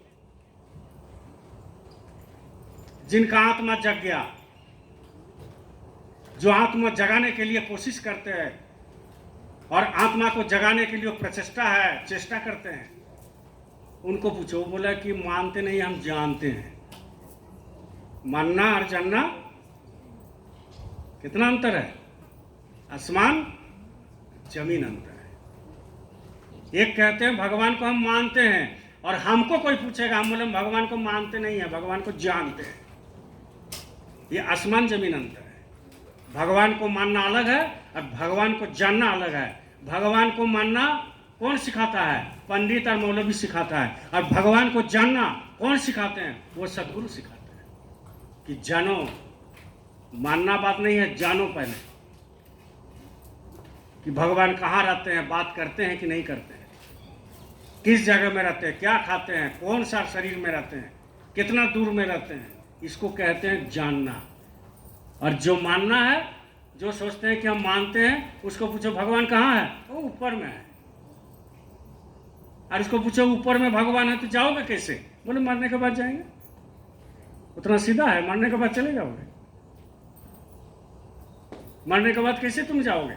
मरने के बाद चले जाओगे। इसलिए कहते हैं कि साधन तेरा कच्चा है जब तक प्रभु पर विश्वास नहीं। मंजिल क्या पाएगा जब दीपक में प्रकाश नहीं है? मंजिल क्या पाएगा तुम? जिंदगी भर सत्संग सुनो, जिंदगी भर रामायण पढ़ो, जिंदगी भर कुरान पढ़ो, कलमा पढ़ो, भागवत पढ़ो, भागवत सुनो। टीवी में बड़े बड़े प्रवचन देने वाले आते हैं, कोई शाकाहारी के नहीं बोलते। बोलो जय गुरुदेव। कोई शाकाहारी के लिए नहीं बोलते हैं। प्रेमी भाई बहन सब अपना अपना रोटी सेकते हैं। ये तो माइक पर बोल रहे हैं, ये कितना लाइक करते हैं मालूम है ना? आपका यूट्यूब को नगरी का कितना लाइक करते हैं लोग, बाहर बाहर लोग देखते हैं। जो सही है तो सही है, माइक पर बोलना है, माइक पर बोलना है। तो कहने का मतलब यह है कि तुम कैसे पहुंच जाओगे? उसको पूछो तुम भगवान तो ऊपर है तो कैसे पहुंच जाओगे तुम? बोले मरने के बाद पहुंच जाएंगे। बस हो गया, इतना ही खेल उसका है। अब मरने के बाद वहाँ पिटाई हो रहा है कि पनीर खा रहा है कि क्या हो रहा है नहीं हो रहा है, देखने थोड़ी गया। वो तो देखेगा कौन? जिनका आत्मा जग गया, जो अनुभव करते हैं, तीसरा नेत्र खुल गया, वो तो देखेगा ना। इसलिए कहते हैं मंजिल क्या पाएगा जब दीपक में प्रकाश नहीं। जब दीपक में प्रकाश नहीं है, तुम्हारे अंदर जो दिया जल रहा है उसको तुमने जलाया नहीं, वो तो जल रहा है 24 घंटा। लेकिन बात क्या है कि आपके अंदर जो दीपक है वो तो जल रहा है, लेकिन आपने कभी जलाने का कोशिश नहीं किया, उसको देखने का कोशिश नहीं किया। देखने का कोशिश कीजिए। डेली आपको समय बीत रहा है, डेली समय बीत रहा है, सुबह शाम सुबह शाम सुबह शाम। एक हफ्ता बीतने में समय लगता है। पिछले बार इतवार को बोल के गए थे कि शनिवार को जो है पूनम का भंडारा होगा। हो गया ना 7 दिन, बीतने में समय लगा। अब फिर जो है कल संडे है, फिर संडे को होगा, बीतने में समय लगेगा। फिर 1 महीना होगा, भंडारा होगा, बीतने में समय लगेगा। फिर 12 महीना होगा, तब तक 1 जनवरी का प्रोग्राम नगरी में आ जाएगा, 4 दिन का, तो बीतने में समय लगेगा। ऐसा ही बीतते जाएगा, बीतते जाएगा, बीतते जाएगा, और आपका उम्र बढ़ते जाएगा, कम होते जाएगा, कम होते जाएगा। इसके बाद धीरे धीरे धीरे धीरे शरीर शिथिल हो जाएगा, आंख में देखना बंद, कान में सुनना बंद, मुंह में स्वाद है नहीं, पेट में जो है आपको दर्द भी होगा, शरीर में भी बीमारी पड़ जाएगा, और चारों तरफ आप घिर जाओगे। तो उस समय बोलेगा कि हे प्रभु राम बचाइए। तो राम ऐसा बुर्बक नहीं है। राम भी देखते हैं कि जवानी में हमको याद नहीं किया, अब बुढ़ापा में तो तुम्हारा बूढ़ा शरीर को लेकर हम क्या करें, क्या करेगा बूढ़ा शरीर को लेकर। अरे जवानी में बोलता कि सदगुरु हमको जो है कोई काम में लगा दीजिए। कौन काम में? पेट भरने का काम में नहीं, आपका कोई जो मिशन है उसमें लगा दीजिए आप।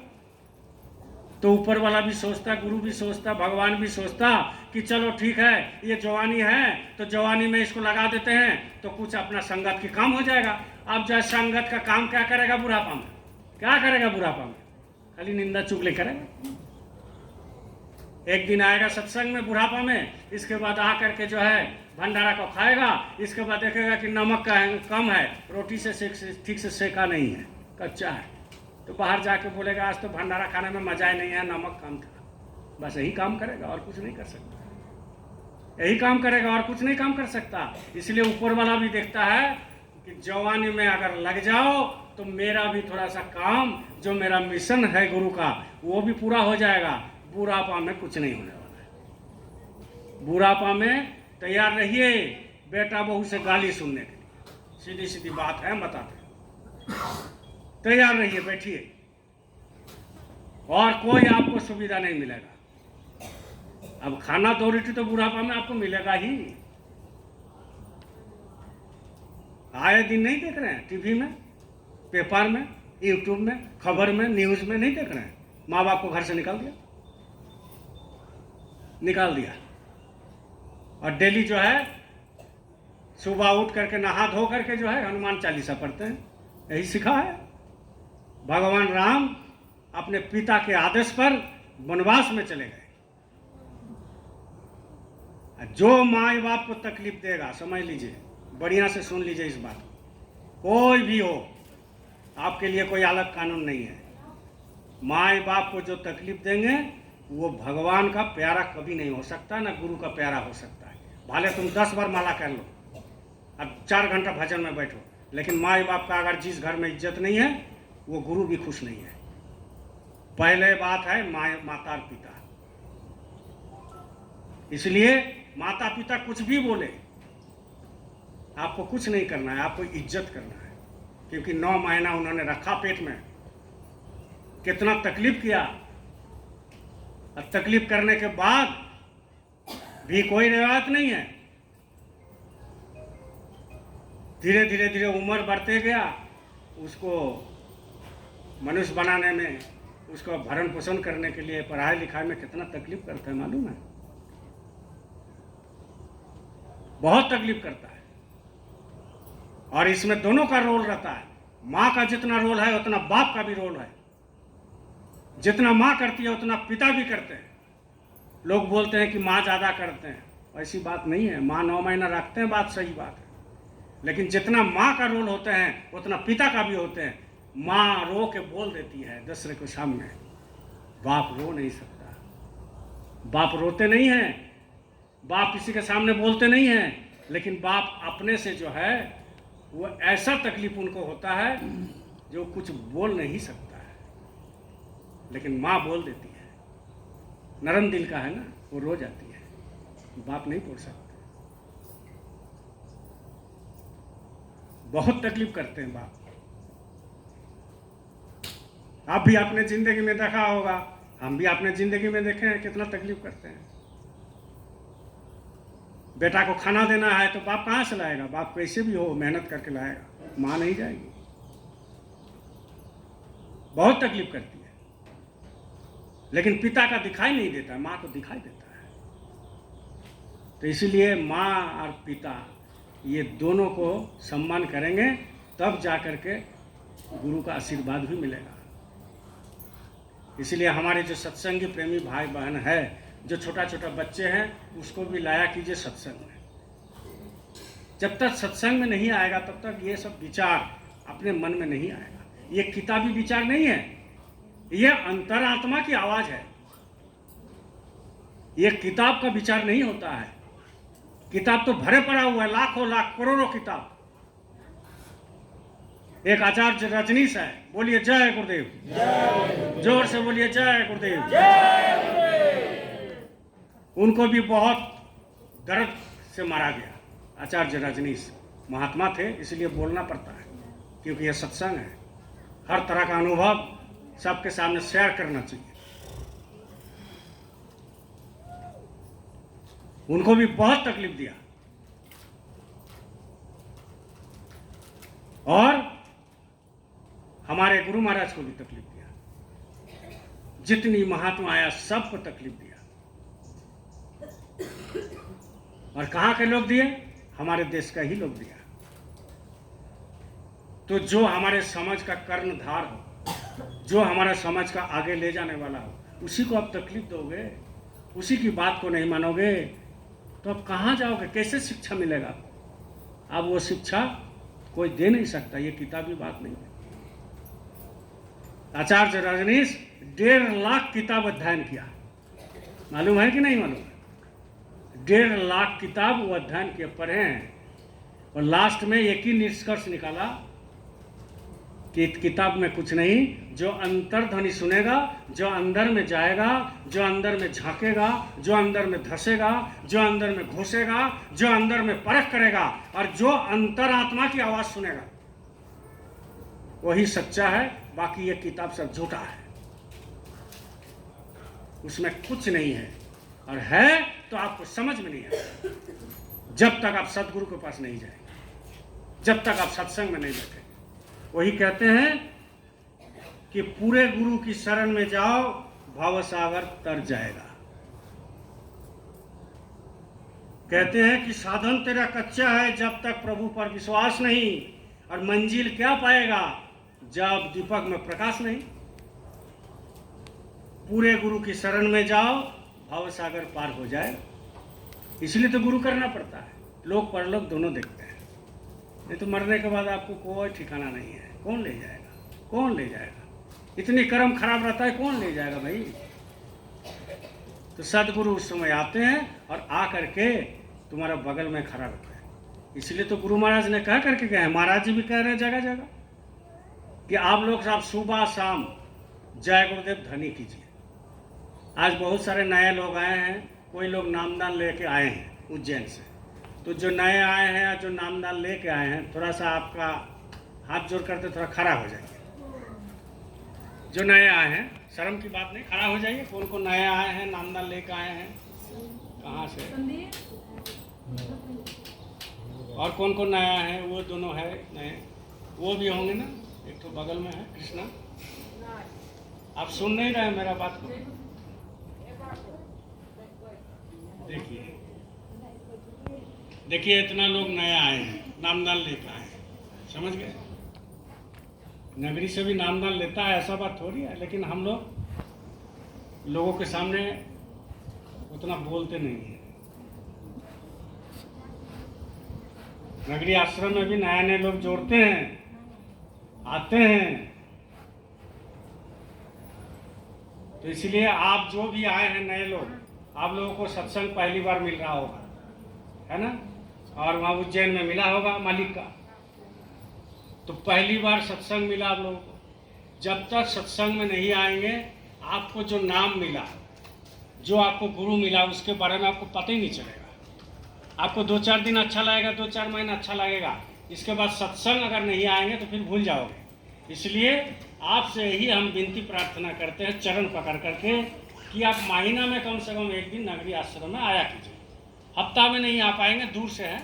महीना में जब आपको खबर मिल जाएगा यहाँ का भंडारा का, तो आप जरूर आना है एक बार। जैसे जैसे आपको सत्संग आने लगेगा, रस मिलने लगेगा, घर में बरकत होने लगेगा, बैठिए। और अब जो है आप लोगों को करना क्या है, आप लोगों को करना क्या है कि आप लोगों को जो नामदान मिला, जो नए नामदानी आए हैं, आज आइएगा, हम यहाँ बैठेंगे, आप हमसे नामदान समझ लीजिएगा। बात समझ रहे कैसे घर में करना है। नहीं तो फिर 5 नाम मिला, अब उल्टा पुल्टा करेंगे तो आपका कोई फायदा नहीं होगा। ध्यान कैसे करना है, फायदा नहीं होगा। भजन कैसे करना है, आपको पता नहीं तो फायदा नहीं होगा। क्योंकि दवाई सटीक सटीक खाना चाहिए। कोई डॉक्टर बोला कि ये वाला सुबह खाइए, ये वाला दोपहर खाइए, ये वाला रात को खाइए। अब रात को जो है तो यह है नींद का गोली, और आप उसको सुबह खा लिए तो आपसे काम होगा। और सुबह बोला शाम को खा लिए तो और नींद नहीं आएगा, और नींद नहीं आएगा। तो इसलिए डॉक्टर को पास जाना चाहिए। तो असली डॉक्टर तो हुआ है जो उज्जैन में बैठे हैं, और हम लोग हैं कंपाउंडर। कंपाउंडर को समझते हैं, जैसे कट गया थोड़ा सा तो थोड़ा सा मालूम पट्टी कर देंगे, है ना। तो वही मालूम पट्टी आज कर देंगे आपको, थोड़ा सा ड्रेसिंग कर देंगे, बस और कोई बात नहीं। तो कहने का मतलब यह है कि आप लोग सत्संग जरूर आइए, और हर पूनम में, हर त्रयोदशी भंडारा में, हर संडे को यहाँ होता है। कुछ लोग प्रचार करते थे, आजकल करता है कि नहीं पता नहीं, उतना हम नहीं जाते हैं कि नगरी में भंडारा त्रयोदशी का नहीं होता है, इसके बाद जो है पूनम का भंडारा नहीं होता है, लेकिन होता है। झूठ बोलता है। तो कहने का मतलब आप लोग आया कीजिए, और जब आते रहेंगे, जैसे जैसे आते रहेंगे, क्योंकि ये किताबी बात नहीं है, ये अंतरात्मा की बात है। अंतर्ध्वनि अगर सुनना है, अंदर में ध्वनि होता है, वो अगर सुनना है तो आपको जय गुरुदेव का जो नाम मिला उसको आपको करना पड़ेगा। और सुबह में और शाम को, सुबह में जय गुरुदेव आप बिस्तरा में उठ करके बैठ के ही कीजिए। उसके लिए कपड़ा नहीं छोड़ना है, उसके लिए नहाना नहीं है, उसके लिए मुंह भी नहीं धोना है। अगर कर लेते हैं ये सब तो बहुत अच्छी बात है, और अगर नहीं करते हैं तो कोई बात नहीं है। वो मन संतुष्टि के लिए कि भाई हम पूजा करते हैं, मन संतुष्टि के लिए कि हम नहा लिए, मन संतुष्टि के लिए कि हम अगरबत्ती जला लिए, मन संतुष्टि के लिए कि 2 लड्डू रख लिए, मन संतुष्टि के लिए कि 2 भाई चलो और कुछ मिठाई रख दिए, फूल रख दिए, बेलपत्ता रख दिए। मन की संतुष्टि के लिए है, इसमें भगवान का कोई लेना देना है नहीं। आपके अंदर जो बैठे हुए हैं उनसे कोई लेना देना है नहीं, कुछ लेना देना नहीं है। आपका जो लेना देना है वो आपका सुमिरन, ध्यान और भजन में है, जो अंतरात्मा की आवाज है, अंतर्ध्वनि सुनना है आपको। इसलिए जो नाम मिला, ये नाम कोई दूसरे जगह नहीं मिलेगा आपको, वो सदगुरु के पास मिलता है, जो अंतर की कान में सुनाई देता है। अंतर में एक कान होता है, जो आत्मा का कान, दिव्य कान इसको कहते हैं, और दिव्य आंख कहते हैं अंतर में है, और दिव्य कान कहते हैं अंतर में है। तो ये तीनों तो अंतर में है, और ये बाहर का कुछ काम नहीं है। बाहर का ये जो बाहर का देख रहे हैं ये सब कुछ काम नहीं है। ये आत्मा निकाल गया तो आंख बंद हो गया, आत्मा निकाल गया तो कान बंद हो गया, आत्मा निकाल गया तो मुंह बंद हो गया, आत्मा निकाल गया तो आंख बंद हो गया। क्या कर लीजिएगा, कुछ नहीं कर सकते। इसलिए बोलिए जय गुरुदेव। इसलिए आप सभी से बोल रहे हैं, जो नए नामदानी हैं, जो आए हुए हैं, तो कम से कम आप लोग महीना में जरूर आइए, और जैसे जैसे यहाँ प्रोग्राम होगा आपको सूचना दी जाएगी। आप जरूर आते रहना, सत्संग लेते रहना। आप घर में जो है, जो देवी देवता को रखे हो, है ना, उसको भी कुछ दिन रखो, उसको भी कुछ दिन रखिए। लेकिन जब सदगुरु मिल जाता है, क्योंकि सदगुरु क्या कहते हैं कि गुरु ब्रह्मा गुरु विष्णु गुरु देव महेश्वर, और गुरु साक्षात पर ब्रह्म तस्मै श्री गुरु। गुरु ही सब कुछ है, गुरु ही सब कुछ है। आपको सागर मिल गया, सागर में जाके नाली मिलता है, नदी मिलता है, कनाल मिलता है, बहुत सारे लोग सागर में मिलता है। तो आप नदी नाला का नहीं है जीव, आप सागर का जीव है, और आप सागर में मिल गए। तो सागर में जब मिल जाते हैं कोई, तो नदी का कोई उसके सामने महत्व नहीं होता है। इसलिए आपका अगर विश्वास अभी भी है तो आप रखिए, धीरे धीरे आपको समझ में आ जाएगा कि गुरु क्या होता है। क्योंकि गुरु पूजा में ही सब कुछ है। गुरु पूजा में ही सब देवता का पूजा होता है। जिन्होंने गुरु का पूजा कर लिया वो सब देवता का पूजा कर लिया। हमारा घर में तो कोई फटा नहीं है ना, हम पूजा करते। क्यों? पूजा एक समय लोग करता है और उन्हीं के आशीर्वाद से आपको आज नामदान मिल गया, उन्हीं के आशीर्वाद से नामदान मिल गया, और वही पूजा के चलते आपको आज सत्संग मिल गया। जिंदगी भर जो आपने पूजा किया, चाहे काली माई का हो, चाहे देवी देवता का हो, चाहे हनुमान जी का हो, चाहे कृष्ण का हो, चाहे राम का हो, कुछ भी आपने किया, उन्हीं का आशीर्वाद से आपको सदगुरु मिल गया और उन्हीं का आशीर्वाद से आज सत्संग मिल रहा है। तो जब सागर मिल गया तो अब जरूरत क्या है? अब जरूरत क्या है? अब तो हम सागर में डुबकी लगाएंगे डेली, प्रतिदिन सागर में डुबकी लगाएंगे, क्योंकि आप सागर में रम गए, सागर में डुबकी लगाएंगे। अब नदी में डुबकी लगाने से फिर गंदा हो जाएगा। हम खोल के नहीं बता सकते हैं, धीरे धीरे आपको समझ में आ जाएगा। बात समझ रहे हैं? बोलिए जय गुरुदेव, जय गुरुदेव, जय गुरुदेव। इसलिए सुबह में सबकी बता रहे, जो नया नामदान है, जो पुराना है, तो वो कोई बड़ा चीज हो गया वो नहीं, सबके घर में होना चाहिए सुबह शाम ध्वनि। ध्वनि कैसे कीजिएगा सब आपको मालूम है, फिर भी हम 2-4 बार दोहरा देते हैं, ठीक है? जय गुरुदेव, जय गुरुदेव, जय गुरुदेव, जय जय गुरुदेव, जय गुरुदेव,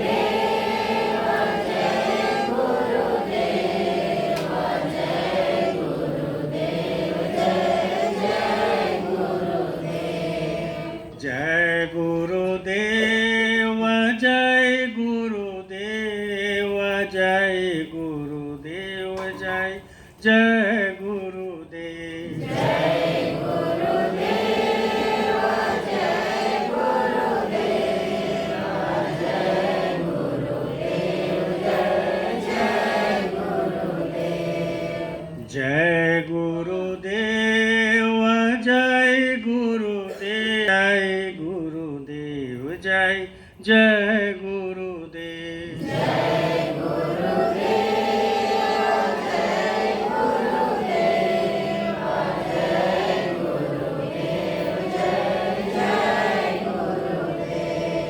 ऐसा ही सुर से सुबह उठ के बिस्तर में बैठ के कर लीजिए। उसके लिए नहाना कोई जरूरत हो ना, इसके बाद सब काम कीजिए, ज़्यादा नहीं। आपको जैसा इच्छा 5 मिनट, 10 मिनट, 15 मिनट, आधा घंटा क्या करना है सुबह सुबह करके तब बिस्तर छोड़िए। और फिर रात को जब सोने जाएं तब फिर ऐसा ही, अगर चिल्ला के करते हैं तो बहुत अच्छी बात है। वहाँ बगल में चिट्टी भी रहेगा, वो भी सुनेगा, उसका भी तो कान है। बगल में छोटा छोटा जीव रहता है, वो भी सुनेगा, अगल बगल वाला भी सुनेगा। 2-4 दिन बोलेगा ये रात को ये सोने नहीं देता है, जय गुरुदेव जय गुरुदेव क्या चिल्लाता है, बोलने दीजिए, उसका भी कल्याण है। और जो मांस मछली अंडा आप खाते हैं उसको भी बोलिए, जो दारू पीते हैं खूब उसको भी बोलिए कि सुबह शाम आप जय गुरुदेव करो, जय गुरुदेव ध्वनि करो, घर में कराओ, देखो उसको दारू छूट जाएगा, मांस मछली अंडा सब छूट जाएगा। हमने देखा, हजारों लोगों को देखे हैं कि ऐसा छूट गया है। इसलिए कोई बीमारी भी होता है, आधा बीमारी तो इस नाम से खत्म हो जाता है मेरे भाई बहन, आधा बीमारी इस नाम से ही खत्म हो जाता है, जय गुरुदेव नाम लेते हो। और गरीबी, ये तो सबके साथ है, बीमारी गरीबी, तो गरीबी तो सबके घर में है। तो जिसका गरीबी है उसको भी बोलिए कि देखो तुमको अगर बरकत लाना है, तुमको अगर बरकत लाना है और तुमको अगर घर में उन्नति चाहते हो, शांति चाहते हो, सुख चाहते हो, तो तुम मांस मछली अंडा दारू तारी हारिया छोड़ो, और ज़्यादा नहीं, तुम इसको छोड़ के 1 महीना, जैसे सावन में लोग छोड़ते हैं ना भाई, अभी सावन आने वाला है, अब सावन में जो है क्या करते हैं लोग कि अभी 1 महीना जो है पूरा प्याज लहसुन तक नहीं खाता है। होटल में भी पूरा यहाँ से देवघर तक जाओ, बासुकीनाथ तक, लाइन होटल में प्याज लहसुन मिलेगा ही नहीं, पूरा शाकाहारी। और शाकाहारी लोग जाते हैं तब तो जाकर के इतने इतने लाखों लाख लोग होते हैं, शांति में रहते हैं। शांति में रहता है। वही अगर मांस मछली अंडा खा करके अगर शाकाहारी नहीं रहेगा और चला जाएगा तो वहाँ लाठी डंडा चल जाएगा। यह है शाकाहारी का गुण, यह है शाकाहारी रहने का गुण। आपको एक बार जरूर मजबूर करेगा हाथ उठाने में और बंदूक उठाने में और गाली देने में, एक बार जरूर जो है आपका मन में धक्का लगेगा। क्योंकि शाकाहारी खाद्य ऐसा है, शाकाहारी खाना ऐसा है, शाकाहारी भोजन ऐसा है कि आपको मन को बदल देता है। बाकी बहुत कुछ बदलने में समय लगेगा, सत्संग आते आते, जाते जाते, गुरु की बात को मानते मानते, करते करते, देखते देखते, गुरु की दर्शन करते करते, ये सारे खूबियाँ जो होते हैं वो दूर होता है, लेकिन बहुत लेट लगता है।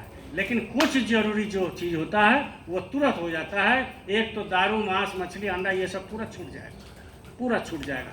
इसलिए लोगों को बताइए। और तीसरा क्या है, जो नामदान लिए हैं सुमिरन, ध्यान, भजन, वो डेली सुबह शाम करना जरूरी है। सुमिरन एक बार कीजिए, माला एक बार कीजिए, कोई दिक्कत नहीं। भजन जब मर्जी कीजिए, ध्यान जब मर्जी कीजिए। और मान लीजिए बोलते हैं हमारे पास फुर्सत नहीं है, चलो आप दुकान में बैठे हो, चलो आप खेती में हैं, चलो आप गाड़ी चला रहे हो, चलो आप टेम्पू चला रहे हो, चलो माँ जो है अपना खाना बना रही है रसोई घर में, ठीक है ना, तो जय गुरुदेव जय गुरुदेव बोलते बोलते बनाइए, तो वो प्रसाद भी बन जाएगा। क्योंकि वो एक हवा ऐसा होता है उस नाम का, ओएब उसको बोलते हैं। वो ओएब ऐसा होता है कि जैसा ही कोई जागृत नाम लिया जाता है तो वो हवा में तर जाता है, हवा में फैल जाता है। तो जब फैल जाता है हवा में, तो वो पॉजिटिव काम करने लगता है, नेगेटिव काम नहीं करेगा, वो पॉजिटिव, ये साइंस है, पॉजिटिव काम करने लगता है। इसलिए आपको ये सब चीज़ सोचना चाहिए, करना चाहिए, समझ गए। और अब जो है पानी जो है पड़ने लगा है, मानसून आ गया होगा, ये आएगा 2-4 दिन में, वेदर थोड़ा सा ठंडा हो गया तो एक काफिला हम लोग निकालेंगे, ठीक है ना। काफिला, ये लोगों को राजी है कि नहीं, थोड़ा सा कैमरा घुमा देना।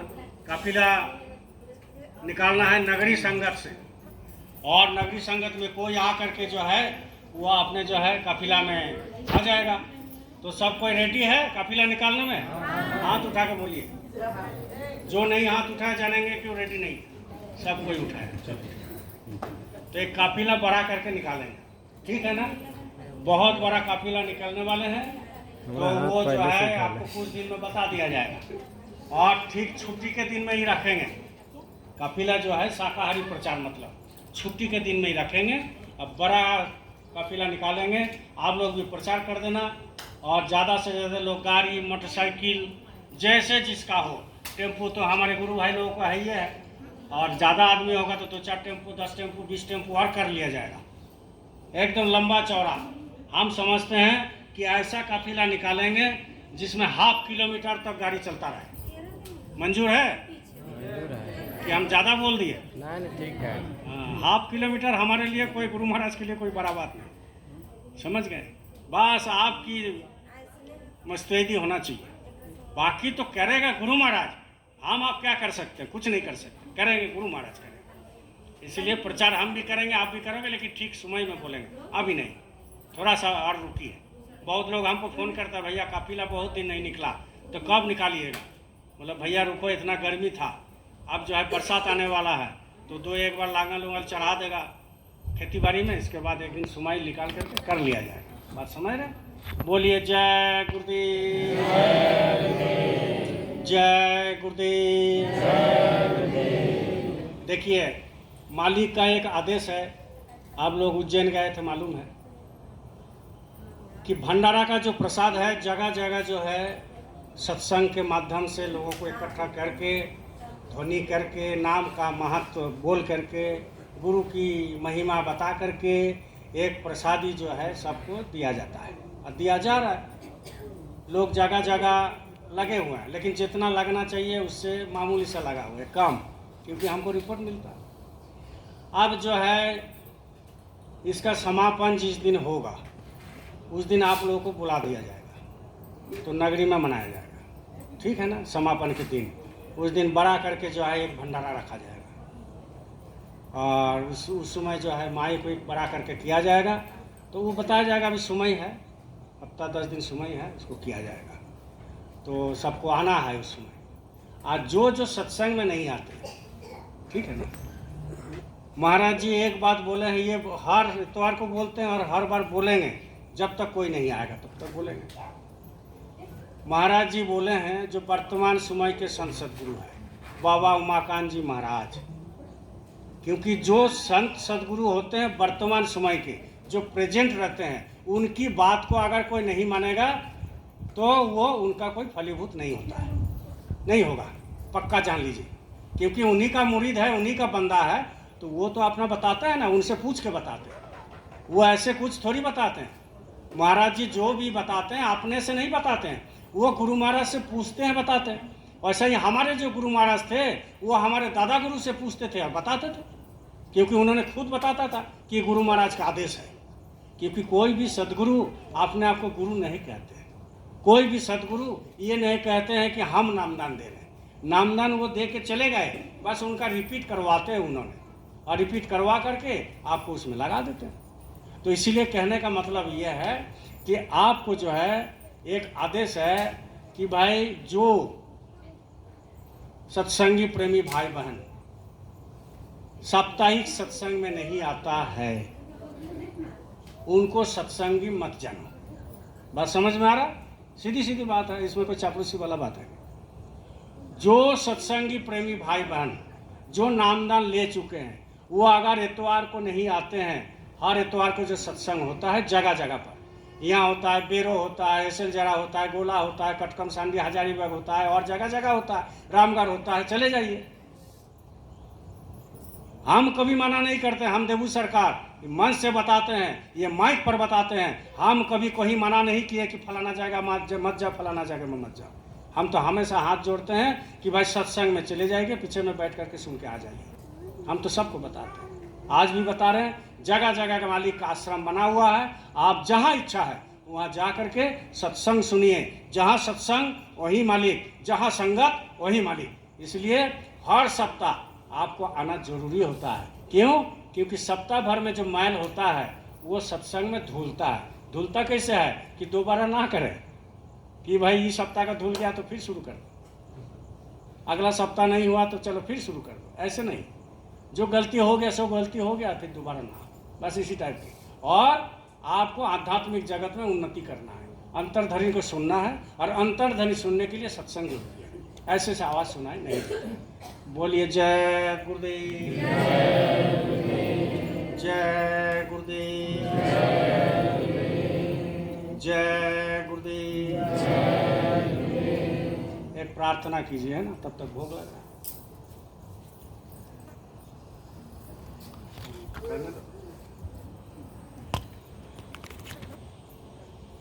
जय गुरुदेव, जय गुरुदेव, जय गुरुदेव, जय जय गुरुदेव, जय गुरुदेव, जय गुरुदेव, जय गुरुदेव, जय जय गुरुदेव।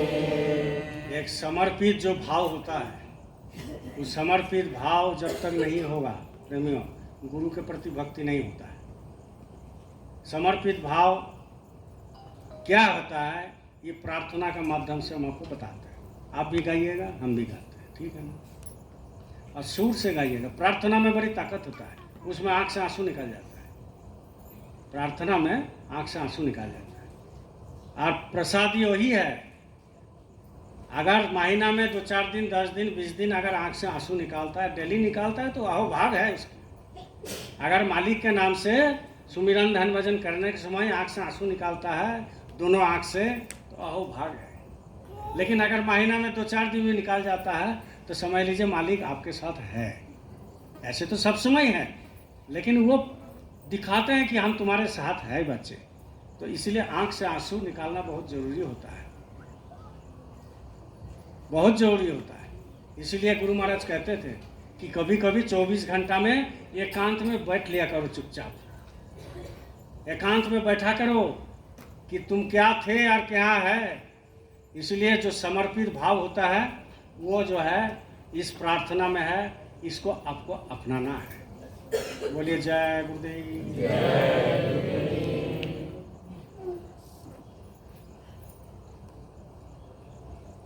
एक सुर में गाएंगे, है ना। आपका प्रार्थना का, नगरी का प्रार्थना का बहुत नाम है ऑल इंडिया में, कि वहाँ प्रार्थना होता है तो नगरी में होता है, हमको फ़ोन करके बोलता है। इसलिए आप लोगों का भी सुर अच्छा है, प्रेम के साथ, भाव के साथ गाइए। जय गुरुदेव।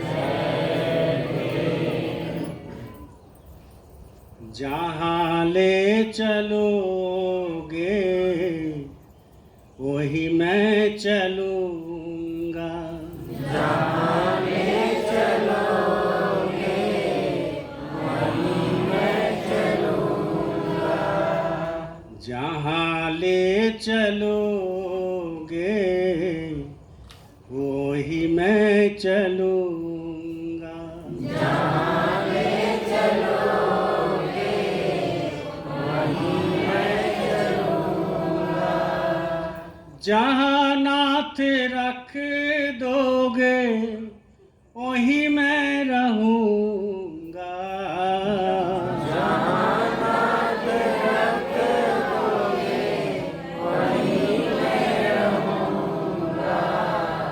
जहाँ नाथ रख दोगे वहीं मैं रहूँगा, जहाँ नाथ रख दोगे वही मैं रहूँगा, जहाँ ले चलोगे वही मैं चलूँगा, जहाँ ले चलोगे वहीं मैं चलूँगा, ये जीवन समर्पित चरणों में तुम्हारे, जीवन समर्पित चरणों में तुम्हारे, ये जीवन समर्पित चरणों में तुम्हारे,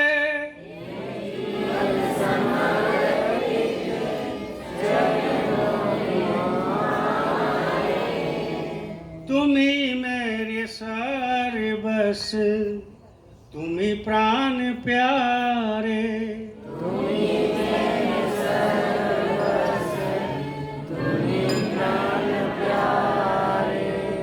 तुम्हें छोड़ कर नाथ किससे कहूँगा,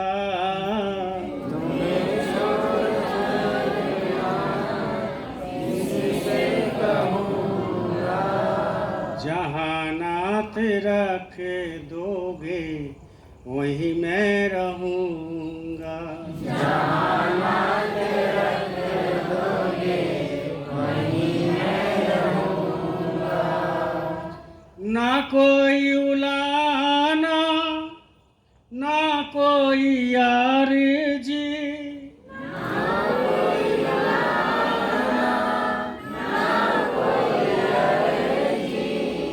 कर लो करा लो जो है तेरी मर्जी,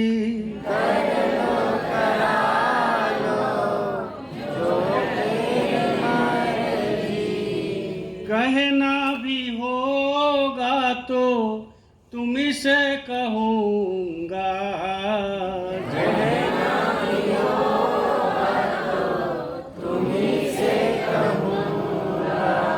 जहाँ ले चलोगे वही मैं चलूँगा, जहाँ ले चलोगे वहीं मैं चलूँगा, दयानाथ दयानिधि तेरी अवस्था,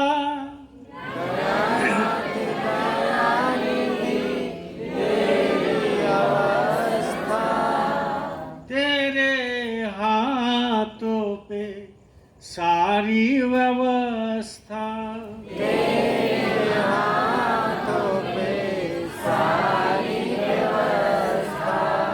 जो भी कहोगे तुम वही मैं करूँगा,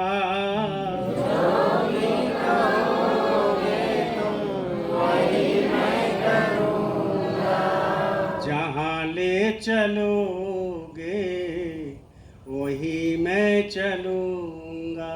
जहाँ ले चलोगे वहीं मैं चलूँगा। जहाँ नाथ रख दोगे वहीं मैं रहूँगा। जहाँ नाथ रख दोगे वहीं मैं रहूँगा। जहाँ नाथ रख दोगे वहीं मैं रहूँगा। जहाँ नाथ रख दोगे वहीं मैं रहूँगा। जहाँ नाथ ले चलोगे वहीं मैं चलूँगा। जहाँ नाथ ले चलोगे वहीं मैं चलूँगा। जय गुरुदेव। जय गुरुदेव। देखिए यही भाव हमेशा बना के रखिए, समझ गए ना। करने वाला वही है, जीवन सुधारने वाला वही है, बरकत देने वाला वही है, आपको ज़िंदगी को रखने वाला वही है, संसार को देखने वाला वही है, सब वही है। अगर उनको आप दिल से मान लिए तो, और नहीं माने तो क्या कहा जाए, और कुछ नहीं। तो आज पूनम का सत्संग आप लोगों को उपस्थिति में मालिक की बहुत बड़ी दया हो गया कि इतने इतने लोग आए हैं। और आप लोग अपना सुमिरन ध्यान भजन में लगे रहिए। जो नए लोग आए हैं हमसे मिल लीजिएगा, आपको थोड़ा समझा देंगे सुमिरन ध्यान भजन कैसे किया जाता है। आपको कोई क्वेश्चन होगा तो आप पूछ सकते हैं, क्योंकि नए नए लोगों को क्वेश्चन होता है, बहुत सारे प्रश्न, तो पूछ सकते हैं।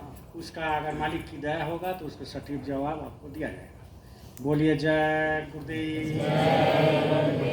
और जो सत्संग में आते हैं घर में इतना कामे रहता है, अभी पूछेंगे काहे देर से आए जी, इतना काम है, बंद करो भाई।